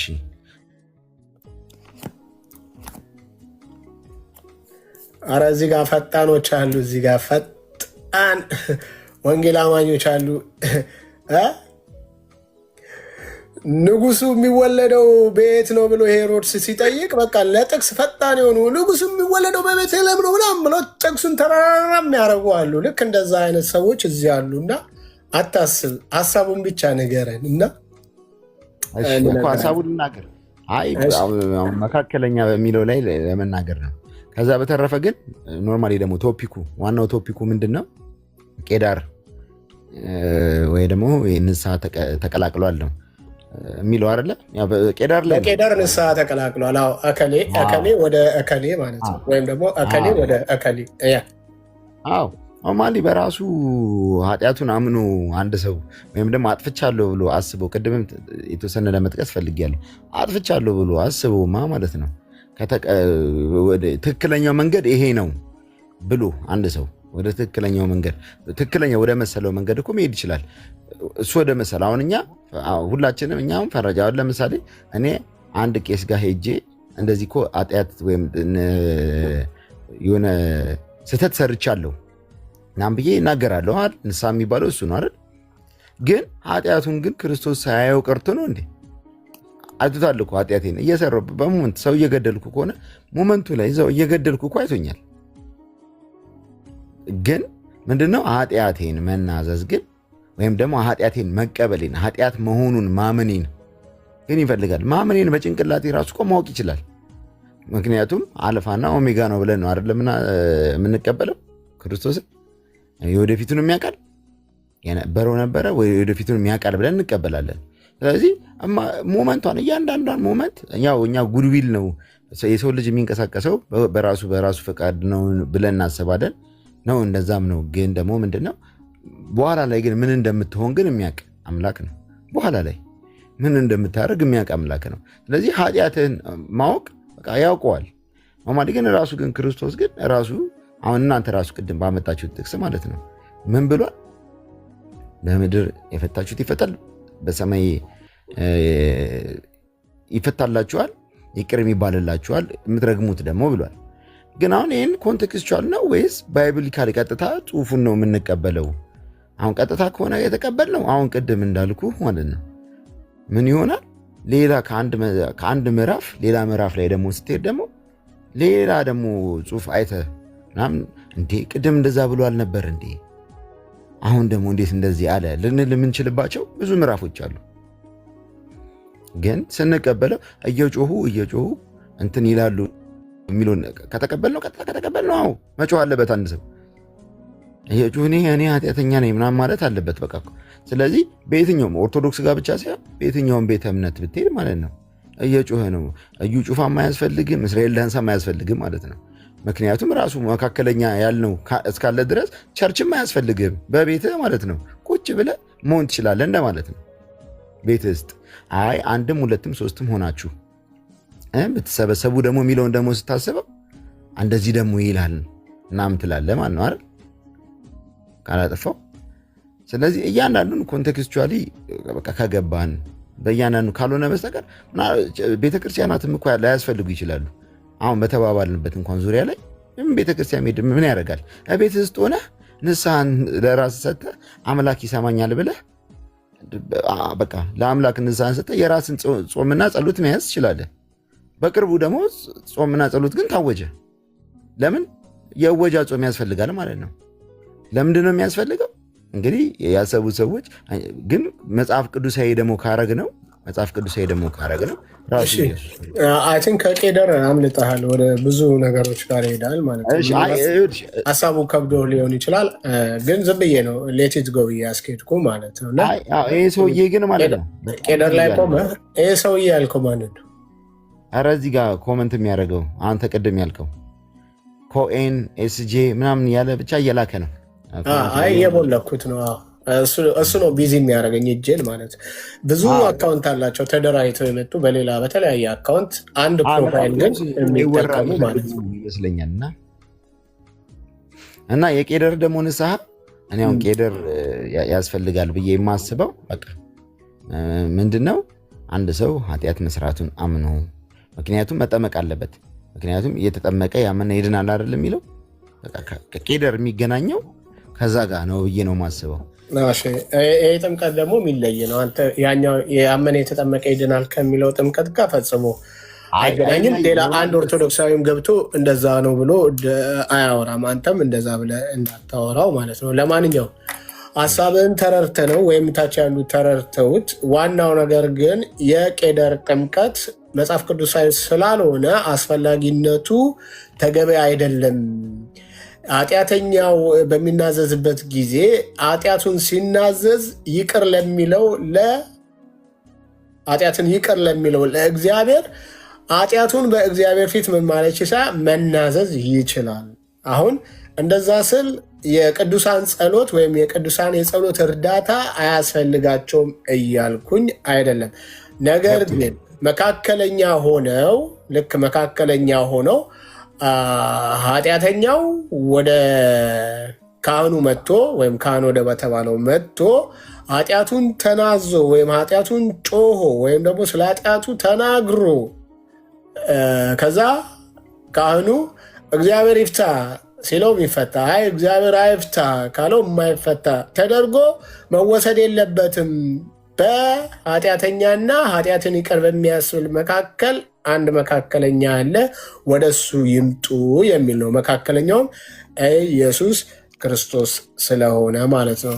ከኃጢአታችንና ከበደላችን ሊያነጻን ከአመፃችንም ይቅር ሊለን የሚችል አንድ አለ፣ እሱም ጌታ ኢየሱስ ክርስቶስ ይባላልና ወደሱ እንዲመጡ ነው የሚል ነውና ያንን ለማረቅ ወይ ያን ለማስታረቅ ለማረቅ ግዕዝኛ ነው የተናገርኩት ሳላቅ እኔ ሳላቅ ብዙ ግዕዝ ለምጃለሁ መሰለኝ ሳላቅ ማለት ነው። ለማስታረቅ እንዲረዳን ነው እንጂ አንዳችን ከአንዳችሁ አንዶቻችን ደግሞ ከሌሎኞቻችን ስህተት ለመፈለግ ወይም ደግሞ ስህተትን አጉልቶ ለማውጣት እንዳልሆነ ይታሰብ። ይህ እንዳለ ሆኖ ግን አጭቤው ግን አሁንም እንዳታምኑት የሚል አንዳንድ ታማኝ ኦርቶዶክሳውያን እየወጡ ቪዲዮ ዲዊት ምናምን እየሰሩበት ነው።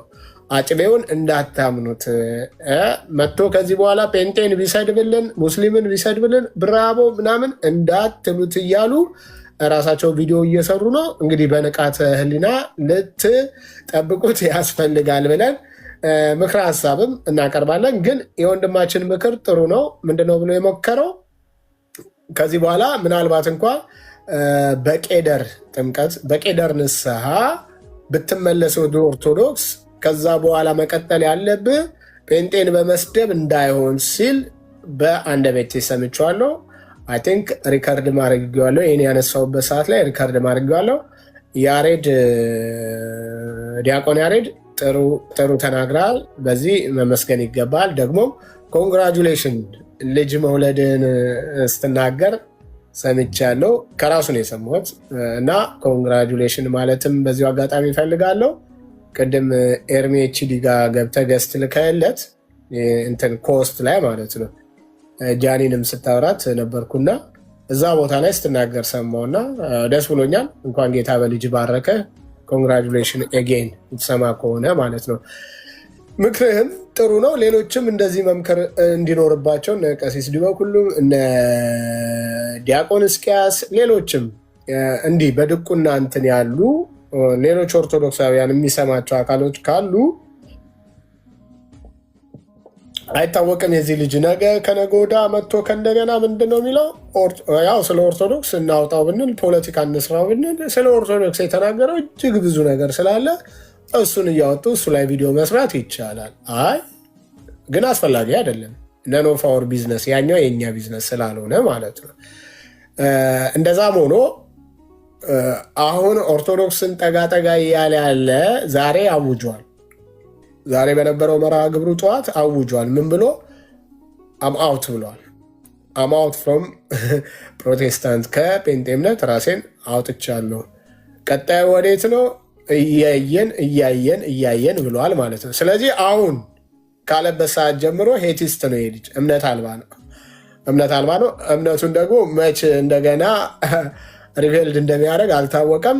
ግን ደግሞ የምትመለስ ከሆነ የሚል ምክረ ሀሳብ መጥቶለታል ከወንድማችን መዝሙረ ያሬድ። ስትመለስ ግን በቄደር ስርዓት ስለሆነ ቄደር ስርዓቱን እንግዲህ የት ያደርጋል? ያው አሜሪካን ስለሆነ አይ ቲንክ ቀሲስ ዲበኩሉ ጋር የሚሆን ይመስለኛል። ቀሲስ ዲበኩሉ ለምን አፌ ላይ እንደሚመጡ አላውቅም። ደግሞ ደጋግመው እስኪ ልሳቦት ነው አባ ይፍቱን ስቤዎት አለው። አንዳንዴ ንግግሩ ያስቀኛል፣ አንዳንዴ ደግሞ ያናደኛል። አንዴ ይፈቱናል። አባ ስቤያቸዋለሁ። ቀሲስ ዲበኩሉ ከገቡ እኔ ልጨርስና በቃ እኔም እንትን ልበል።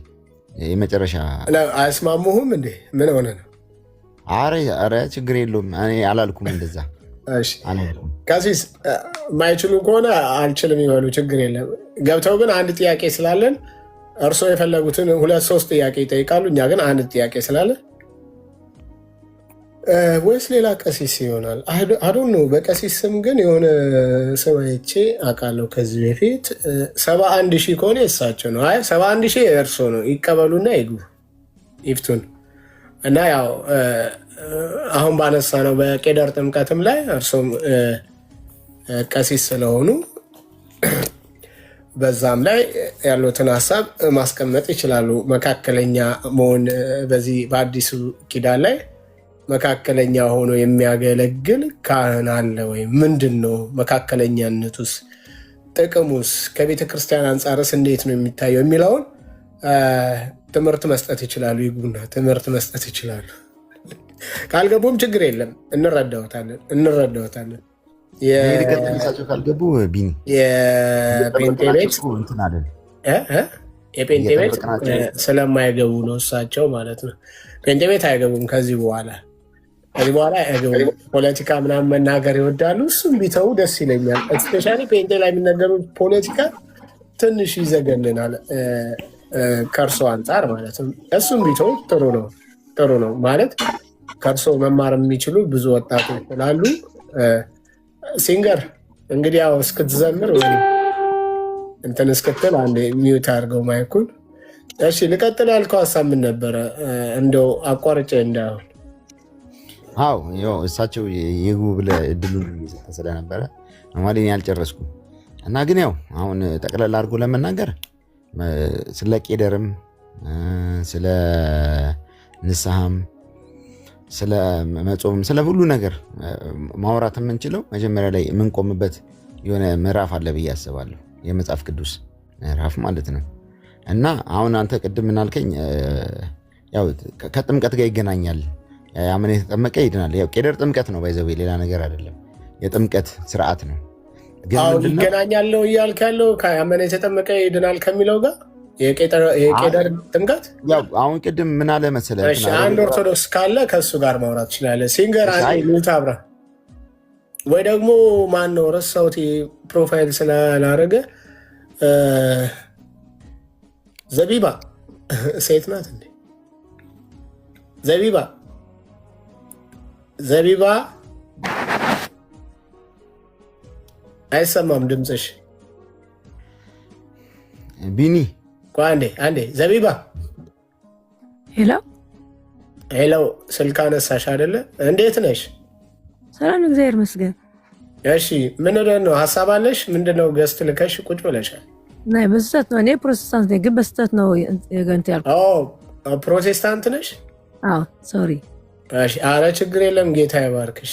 ዘቢባ ነው የሚለው ስምሽ? ዘቢባ ነው ከድሮም ወይስ ቀይረሽ? ያ ዘቢብ ነኝ። ያ ዘቢብ ነሽ? አዎ ዘቢብ ወይስ ዘቢባ? ያው ዘቢብ፣ ብዙዎች ደግሞ ዘቢብ ይሉኛል። ሲያቆላምጡሽ ዘቢብ ይሉሻል። እሺ ከሙስሊም እምነት ነው የመጣሽው? አይደለም፣ ሌላ ኬዝ ስላለኝ ነው። በዛ ስለሰጠውን እንደ ኬዜ ነው። እሺ እንግዲህ ያው አየር ላይ የሚነገር አለ፣ አየር ላይ ማይነገር አለ። እንደዛ ከሆነ መልካም። ዘቢባ ሲል ከሙስሊም ጋር የተያዘ ስም ስለሆነ ብዬ ነው።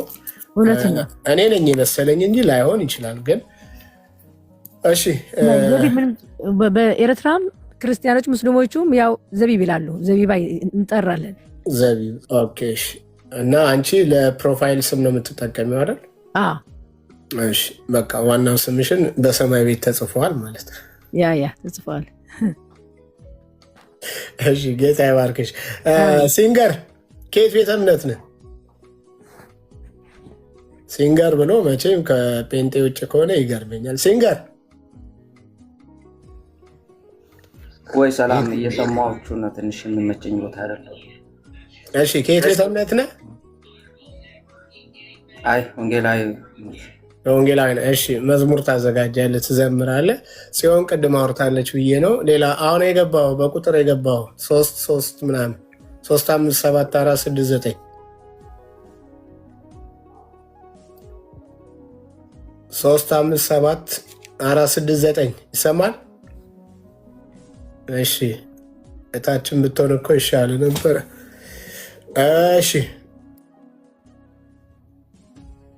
እሺ ሀሳብን ደምድም ወንድማችን ሚክ። እሺ ቢኒ አመሰግናለሁ። የመጨረሻ ነገርና ያው ቄደርም ሁሉም ብቻ ጥምቀቶቹ በአጠቃላይ ጥምቀት የምንለው ጥምቀቶች አልኩኝ ማለት ብዙ አይደለም፣ ግን ጥምቀት የምንለው በአጠቃላይ ችግር የለም እረዳለሁ። ያንን ተንተርሶ ነው ባይነኝ።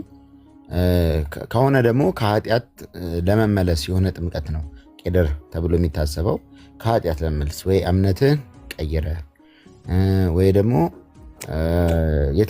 ብቻ በተለያየ መልኩ የነበርክበትን እምነት ማለት በኦርቶዶክስ ማለት ነው በተለያየ መልኩ ትተህ ምናምን ከሆነ ያው በቄደር ትመለሳለህ ነው ትክክለኛው። ግን በቄደር ትመለሳለህ ወይ መጽሐፍ ቅዱሳዊ ነው ወይ ነው ያንተ ደግሞ ጥያቄ ይመስለኛል። እና መጽሐፍ ቅዱሳዊ ደግሞ የሚሆነው መጽሐፍ ቅዱሳዊ ማረግም ጀመር መጽሐፍ ቅዱሳዊ ነው።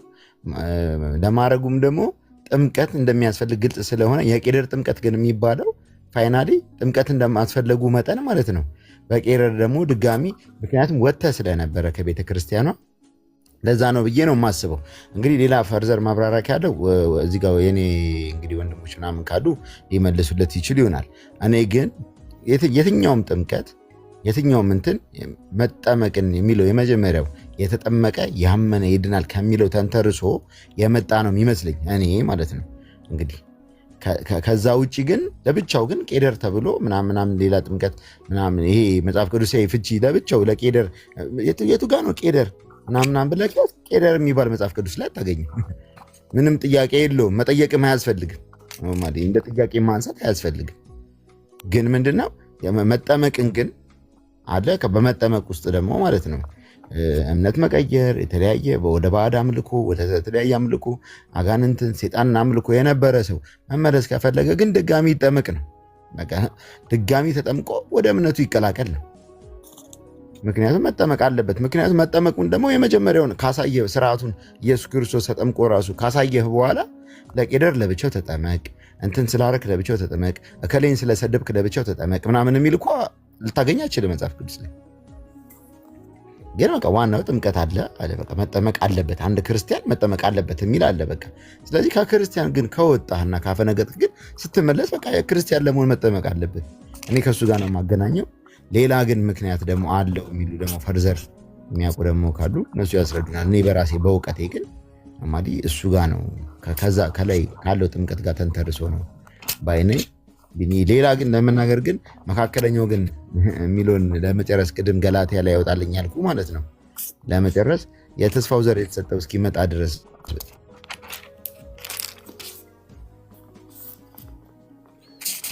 ያወራህ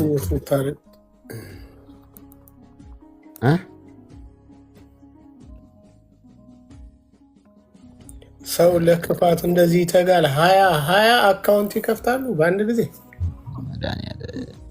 በጌታ 20 ብቻ አይደለም፣ አይ ቲንክ ከ100 በላይ የከፈቱ ይመስለኛል።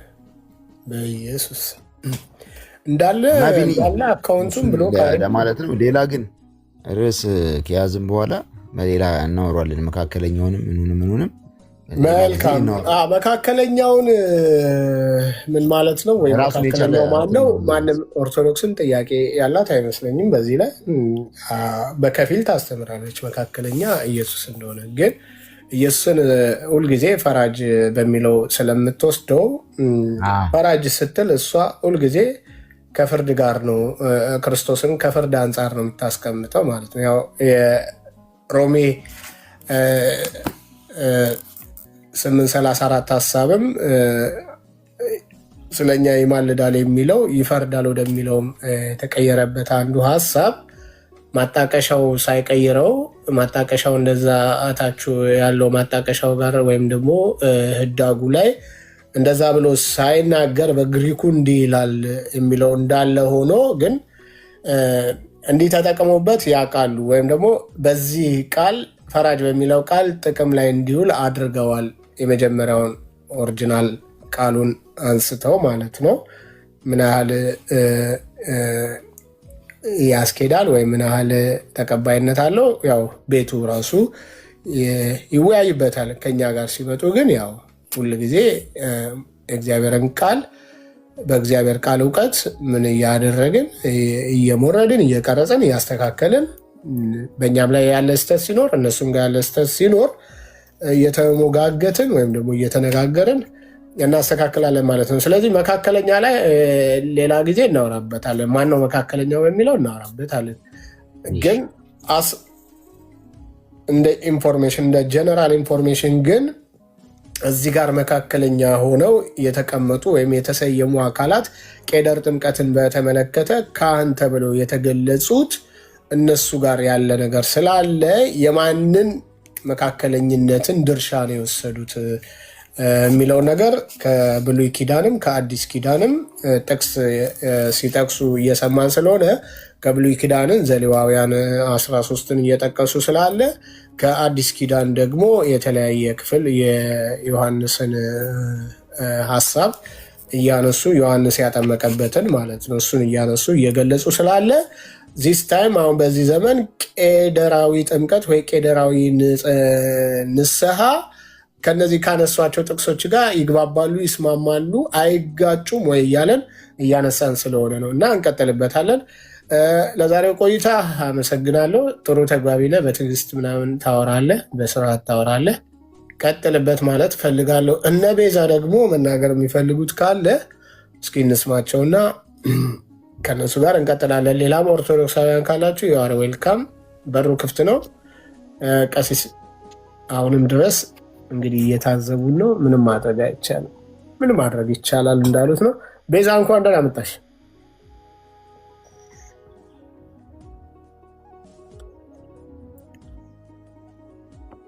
እሺ ፕሮፋይልሽን አይቶ እንግዲህ ታች ያሉትም አንቺ ወንጌል አማኝ እንደሆንሽ ሊናገሩ ይችላሉ፣ ወይም ትሆኛለሽ በሚለው እንውሰድ። እሺ ካህኑን ፌዝ አገኘሁት። ታች ሆኖ ይመጣል እንዴ እንደ ስፖንጅ ይመጣል።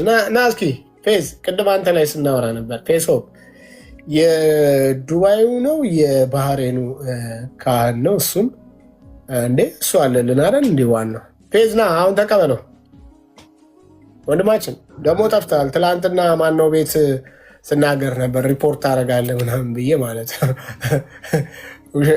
ውሸት አባልከኝ በኮመንት ማለት ነው። ግን የወንድማችን ኤርሚ ቤት ገብተህ ሪፖርት አድርገህ ነበረ ባለፈው። ከዛ አንጻር ነው እንትን ያልኩት። ፌዝም አንተ ባይመችም ምናልባት ያለበት ሀገር አረብ ሀገር ስለሆነ በዚህ ሰዓት አረብ ሀገር እንደ ኢትዮጵያ ነው 28 ሰዓት 11 ሰዓት አይ ቲንክ 11 ሰዓት እየነጋ ምናምን ነው እና ያንን ማድረግ እንችላለን። እስኪ መሀይሙን ገብተሽ አሰልጥኙ። ሰላም ነይ እስኪ የኔ እህት ነይ እስኪ መሀይሙን ገብተሽ አሰልጥኙ። ምን ችግር አለ?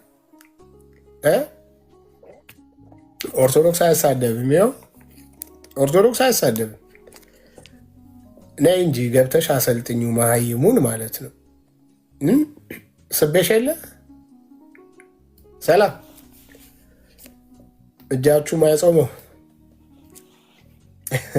እጃችሁ ማይጾመው ወይም ጾመኞችን የምታሰድቡ ማለት ነው አሉ። ትክክለኛ ጿሚዎች እኮ አሉ።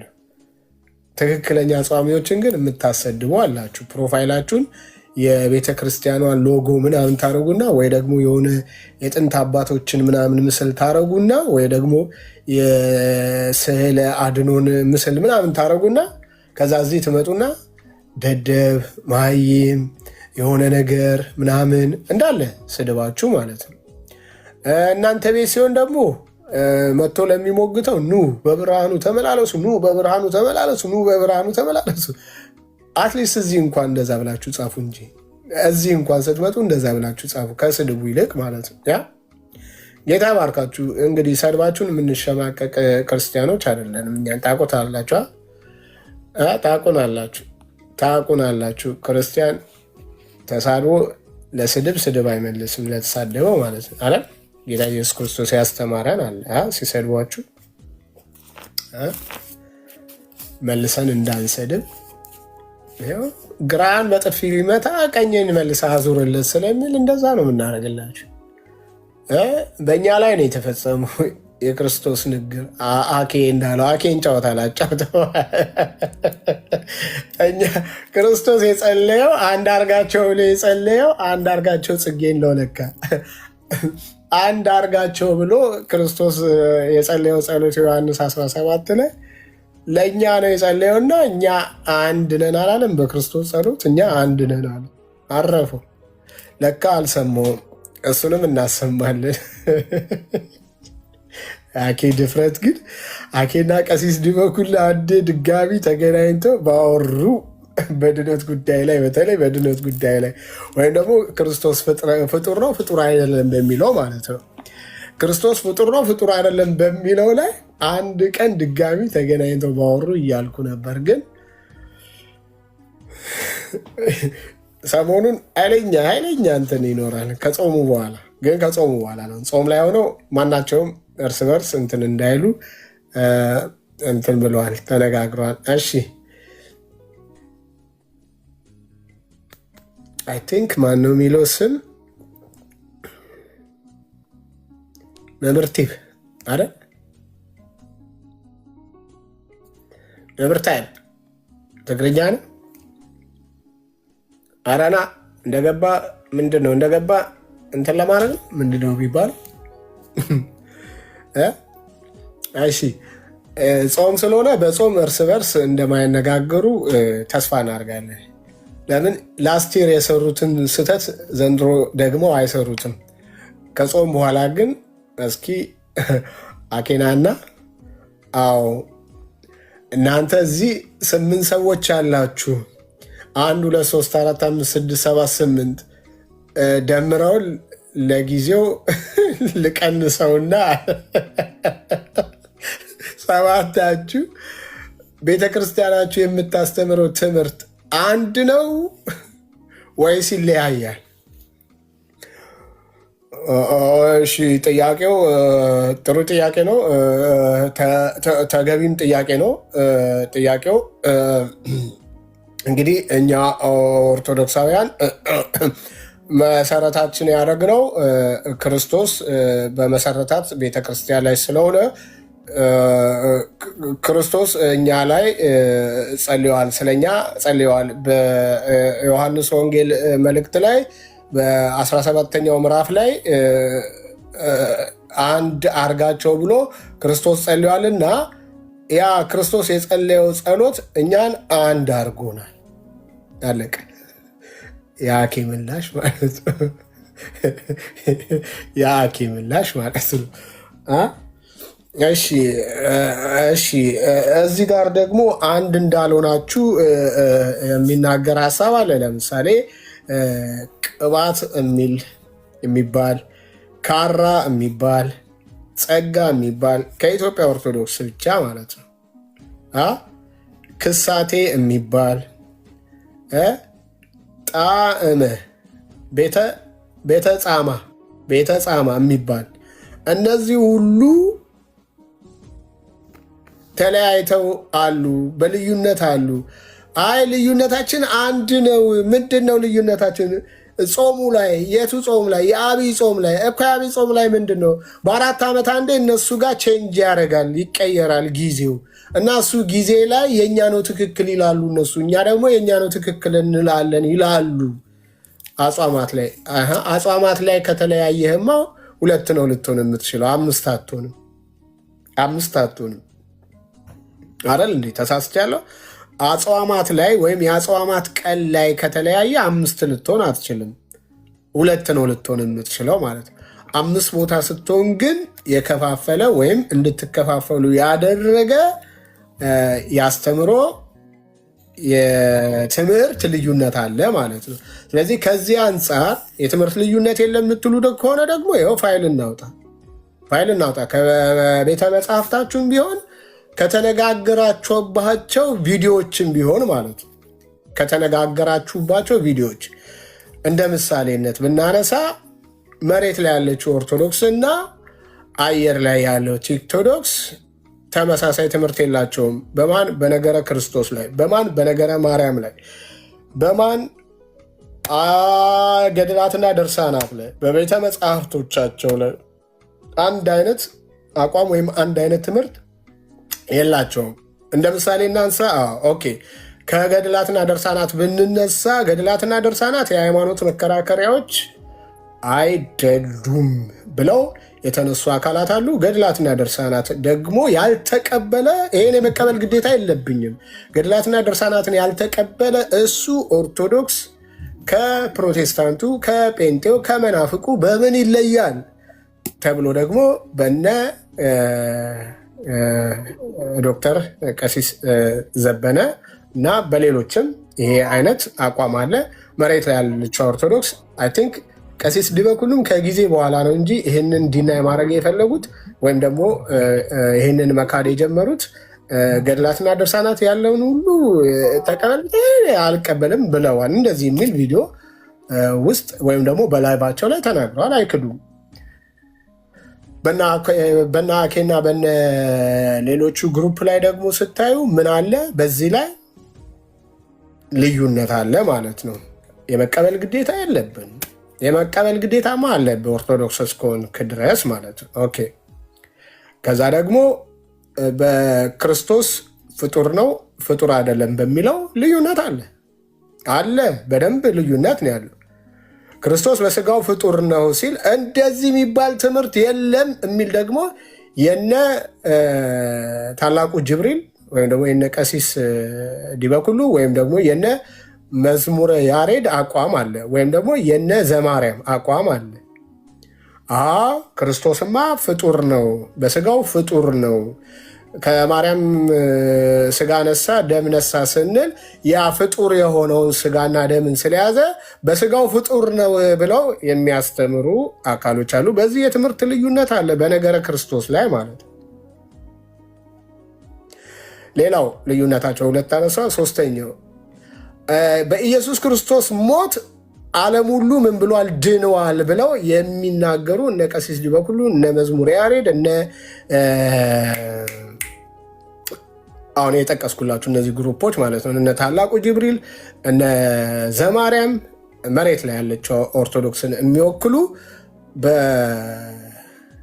በኃጢአት በኢየሱስ ክርስቶስ ሞት ዓለም ሁሉ ድኗል ሲሉ፣ በዚህኛው ጽንፍ ያሉት ደግሞ በቲክቶኩ ሲኖዶስ የሚመራው አካል ደግሞ ምንድነው የሚለው? በኢየሱስ ክርስቶስ ሞት ዓለም ሁሉ አልዳንም፣ ያመኑት ናቸው የዳኑት። ለመዳን ማመን ስላለባቸው ያመኑት ናቸው የሚድኑት። ኦኬ፣ እንደዚህ ብለው ያነሳሉ። ከዚህ የተነሳ ደግሞ አንድ ሌላ የሚከራከሩባት እዚሁ ጋር ሌላ አንድ የሚከራከሩባት አንድ ነገር ምናለች? የመርገም ኃጢአት የለም ይላሉ። መርገም ኃጢአት የለም ብለው ደግሞ የሚናገሩ አሉ። እዚህ መሬት ላይ ያለችው የመርገም ኃጢአትማ አለ ብለው ደግሞ የሚከራከሩ ቲክቶክ ሲኖዶሱ የሚመራው አኬ አሉ ማለት ነው። ኦኬ፣ ይህን ካልኩኝ ከዚህ ሌላ ደግሞ ሌላ አላቸው። አንደኛው ትላንት ስንሄድበት ነበር አይደለ ወይስ ሄጄበታለሁ? 4 ነው 5 በትምህርት ደረጃ ራሱ ማለት ነው። በነገረ ማርያም ጥንተ አብሶ አለባት የለባት? ይሄ ትምህርት ማርያም ጥንተ አብሶ አለባት የሚለው ትምህርት የገማ ትምህርት ነው። ማንም አባት ይህን ትምህርት ማርያም ጥንተ አብሶ አለባት ብሎ ያስተማረ አባት የለም። ከመጽሐፍ ቅዱስ አሳየን። ማርያምማ የወደቀውን ባህሪ ጥንተ አብሶ ድቀተ ባህሪ አለባት ብለው ጋዜጫ እንትና ገለመሌ የጠቀሱት አለ ብለው ደግሞ አየሩ ላይ ቲክቶክስ ላይ ያለው አካል ቆይ አንዴ አልጨረስኩም ያነሳሉ እሰጣሉ። አሁን ተግባብተን ስናወራ ስለነበር ቆይ አንዴ አንተንም ልጠይቅህ ብዬ አንድ ጊዜ ብለው ምን ይላሉ? ያነሳሉ። ስለዚህ በዚህ መሃል ልዩነት የለም አለ። ልዩነቶች ያስተምሮም የዶግማም ናቸው በኦርቶዶክሳውያን ዘንድ። አንድነቶች የሉም። አንድ የሚያደርጋቸው ነገሮች ደግሞ አሉ። አንዳንድ ቦታ ላይ ለምሳሌ ጥምቀት ላይ ማለት ነው አንድ ናቸው። ብዙ ጊዜ ሳስብ ጥምቀት ላይ አንድ ናቸው። ሚስጥራት በሚለው ይስማሙበታል። ሚስጥር የሆነ ነገር የለም። በመጽሐፍ ቅዱስ ስትመጣ ሚስጥር የሆነ የለም። ሚስጥራት ብለው ግን ያምኑበታል፣ ይስማሙበታል። በሱ አንድ አይ ቲንክ በስጋ ደሙ ላይ ልዩነት ኖሯቸው ያውቃል። እኔ ገጥሞኛ ያቅም ግን አንድ ልጅ 10 ምክንያቶችን ደርድሮ ያስቀመጠ አንድ ልጅ ነበረ። ምናልባት አስቼ ቤቱን ከፍቶ ካልሆነ ቢመጣና ብንጋብዘው ደስ ይለኝ ነበር። እሱ ጋር ቪዲዮ ስላለ ቅድምም ስላየ ነው ማለት ነው። እና በእምነት አንድ መምህር ወይም ደግሞ ሊቅ የሆነ ፀጉሩን በአጭሩ የሚቆረጥ ማለት ነው። በእምነት ልዩነት አለን ብሎ ተናግረዋል። በእምነት ነው ሃይማኖት ሲፈታ ሃይማኖት ግዕዝ ቋንቋ ስለሆነ ሲፈታ ሃይማኖት እምነት ነው ማለት ነው። ስለዚህ በሃይማኖት ልዩነት ካለ በዋናው ነገር ላይ ልዩነት አለ። በምን? በእምነት ላይ። እሱን አስታርቁ ሲባሉ ይበታተናሉ። ሌላ ቤተ እምነትን ለመምታት ወንጌላውያንን ወይም ጴንጤውን ወይም ደግሞ እኛ ወንጌል አማኝን ደግሞ ለመምታት ሲፈለግ ደግሞ አንድ ይሆናሉ፣ ይሰባሰባሉ። አሲፍ እነሱ ጋር ልዩነት እንደሌለ አድርገው ማለት ነው። አፍኜ ከሆነ ይቅርታ ወንድሜ። እንግዲህ ያው ይህንን እንደማትናገር አውቃለሁ። እናንተ ጋስ ብለህ ወደኛ እንደምትመጣ አስባለሁ። ምናልባት ከሱ የተነሳ ከሆነ ደግሞ እኔ ተናግሬ አንተ እንዳትናገር ማድረግ ደግሞ ተገቢ ስላልሆነ መናገር የምትፈልገው ነገር ካለ 1 ደቂቃ ሰጥሃለሁ። ያው አናግሬና ከመስመር የሚወጣ ከሆነ ደግሞ ያው መስመር አስይዛለሁ ማለት ነው። ትቀጥላለህ ቤኪ። ምንድነው ሀሳብህ? እኔ ሀሳቤ ኖርማሊ ያው ዞሮ ዞሮ ሁላችንም የምንተራሰው መጽሐፍ ቅዱስ እስከሆነ ድረስ መጽሐፍ ቅዱስን እስከተቀበልነው ድረስ ጴንጤም ይሁን ኦርቶዶክስም ይሁን መጽሐፍ ቅዱስን እስከተቀበልነው እሱን እስከምናየው ድረስ የመጽሐፍ ቅዱስን ቃል ድረስ አንድ ነው ብዬ አስባለሁ። ልዩነቱ የአንድምታ ነው ወይም ደግሞ የትርጓሜ ልዩነት አለ ብዬ አስባለሁ። በትርጓሜ ልዩነት ውስጥ ደግሞ አንተ የምታስበው እና ኖርማሊ አንተ ወንድም የሚያስበው አንድ ላይሆን ይችላል። ሊትራሊ መንታ ራሱ ቢኖርህ አንተና መንታ የምታስቡት አንድ ላይሆን ይችላል። ያተረጓጎም የምትወስድበት አንግል ይወስኗል። ፋይናሊ ያን ነገር የምትቀበልበት መንገድ ይወስኗል። መዝሙር ያሬድ እና ደግሞ እዚህ ጋር ያለ አንድ ቁጭ ብሎ የሚለምን ሰው ስለ ኦርቶዶክስ የሚነግሩኝ ነገር እኔ የምቀበልበት ወይ ይወስናል እንጂ መዝሙር ያሬድ ልክ ነው፣ ለማኙ ደግሞ ልክ አይደለም ልል አልችልም። ግን የምወስድበት ግን አንግል ግን እኔ እንደተቀባዩ እንደዛ ነው ብዬ አስባለሁ። ኖርማሊ ግን ኦርቶዶክስ ላይ መከፋፈል አለ ምናምን ለሚለው እንግዲህ ካለ እኔ ሰምቼ አላውቅም። ኖርማሊ ግን አለ ደግሞ ከተባለ ምናልባት ማታውቅ ከሆነ ነው እንጂ ወይ ደግሞ አውቀህ እንዳላወቅህ ከሆንክ ነው እንጂ በመሰረታዊ ስያሜው ራሱ መጀመሪያ ኦርቶዶክስ አልነበረማ ክርስቲያን ነበረ የሚባለው። ለምሳሌ ኦርቶዶክስ መባል የጀመረው ከቤት ጀምሮ ነው። ቁጥር አለው፣ ጊዜ አለው አይደል? ቀን አለው አይደል? ኦርቶዶክስ መባል የጀመረው ኦኬ። እዛ ቦታ ላይ ከመድረሳቸው በፊት ኦርቶዶክስ አሁን ብታይ በዋናነት 3 አይነት ኦርቶዶክስ አለ በዓለም አቀፍ ደረጃ ማለት ነው። በዓለም አቀፍ ከሆነ አንዱም 5 ምናምን መሰለኝ አይደል? 3 አይነት ነው እስካሁን የሚነገረው 3 አይነት ነው። የህብረታቸው የህተማማች ተብሎ የሚቆጠረውን አይደለም። የኦርቶዶክሳዊነት ወይም ኦርቶዶክስ ስንት አይነት ኦርቶዶክስ አለ ስትል 3 አይነት ኦርቶዶክሶች አሉ። ኢስተርን ኦርቶዶክስ፣ ኦሪየንታል ኦርቶዶክስ እና አንዱን ኔም ማድረግ አሁን ስልኬን ሆልድ አድርጌ እንትን ብለው ላሳይ ልናገረው እችላለሁ። ግን አለ 3ኛው ማለት ነው። ቁጥራቸው የማን ይበልጣል? እንደዛው ደግሞ በቁጥራቸው ደግሞ ይለያያሉ። ያኛው የኢስተርን ኦርቶዶክሱ እነ ራሻ ምናምን እነ ሩማንያ ምናምን በዛ በኩል ያሉት ማለት ነው፣ ኢስተርኖች ማለት ነው።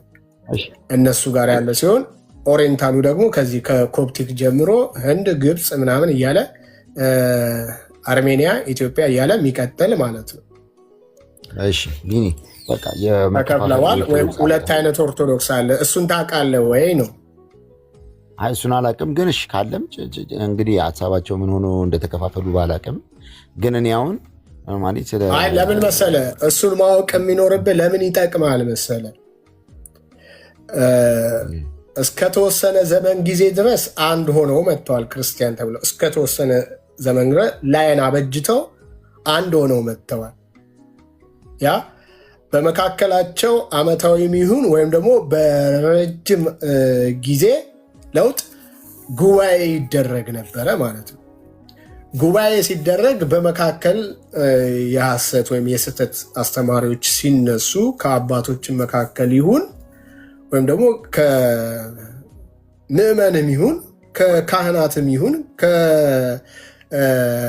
ምንድነው ከዲያቆናትም ይሁን የስተት ትምህርት ሲነሳ ያን ስተት ትምህርት ደግሞ በአንዳንድ ሰዎች ወይም በአንዳንድ አካሎች ቅቡልነት እያገኘ ሲመጣ ያንን የስተት ትምህርትን ለማረም ወይም ለማስታረቅ ጉባኤያት ይደረጉ ነበረ ማለት ነው። ከዚህ የተነሳ በቁጥር 4 የሚሆን እሺ አንዴ ታፕታፕ አድርጉ እንትን ላከልኝ። እሺ ምንድነው የሚለው? ኮንፈርም 2 ቀጣይ select two objects that are the same shape. እኮ select አደረኩልህ እንዴ አሁንም እምቢ አለኝ። እሺ select two options that are the same shape.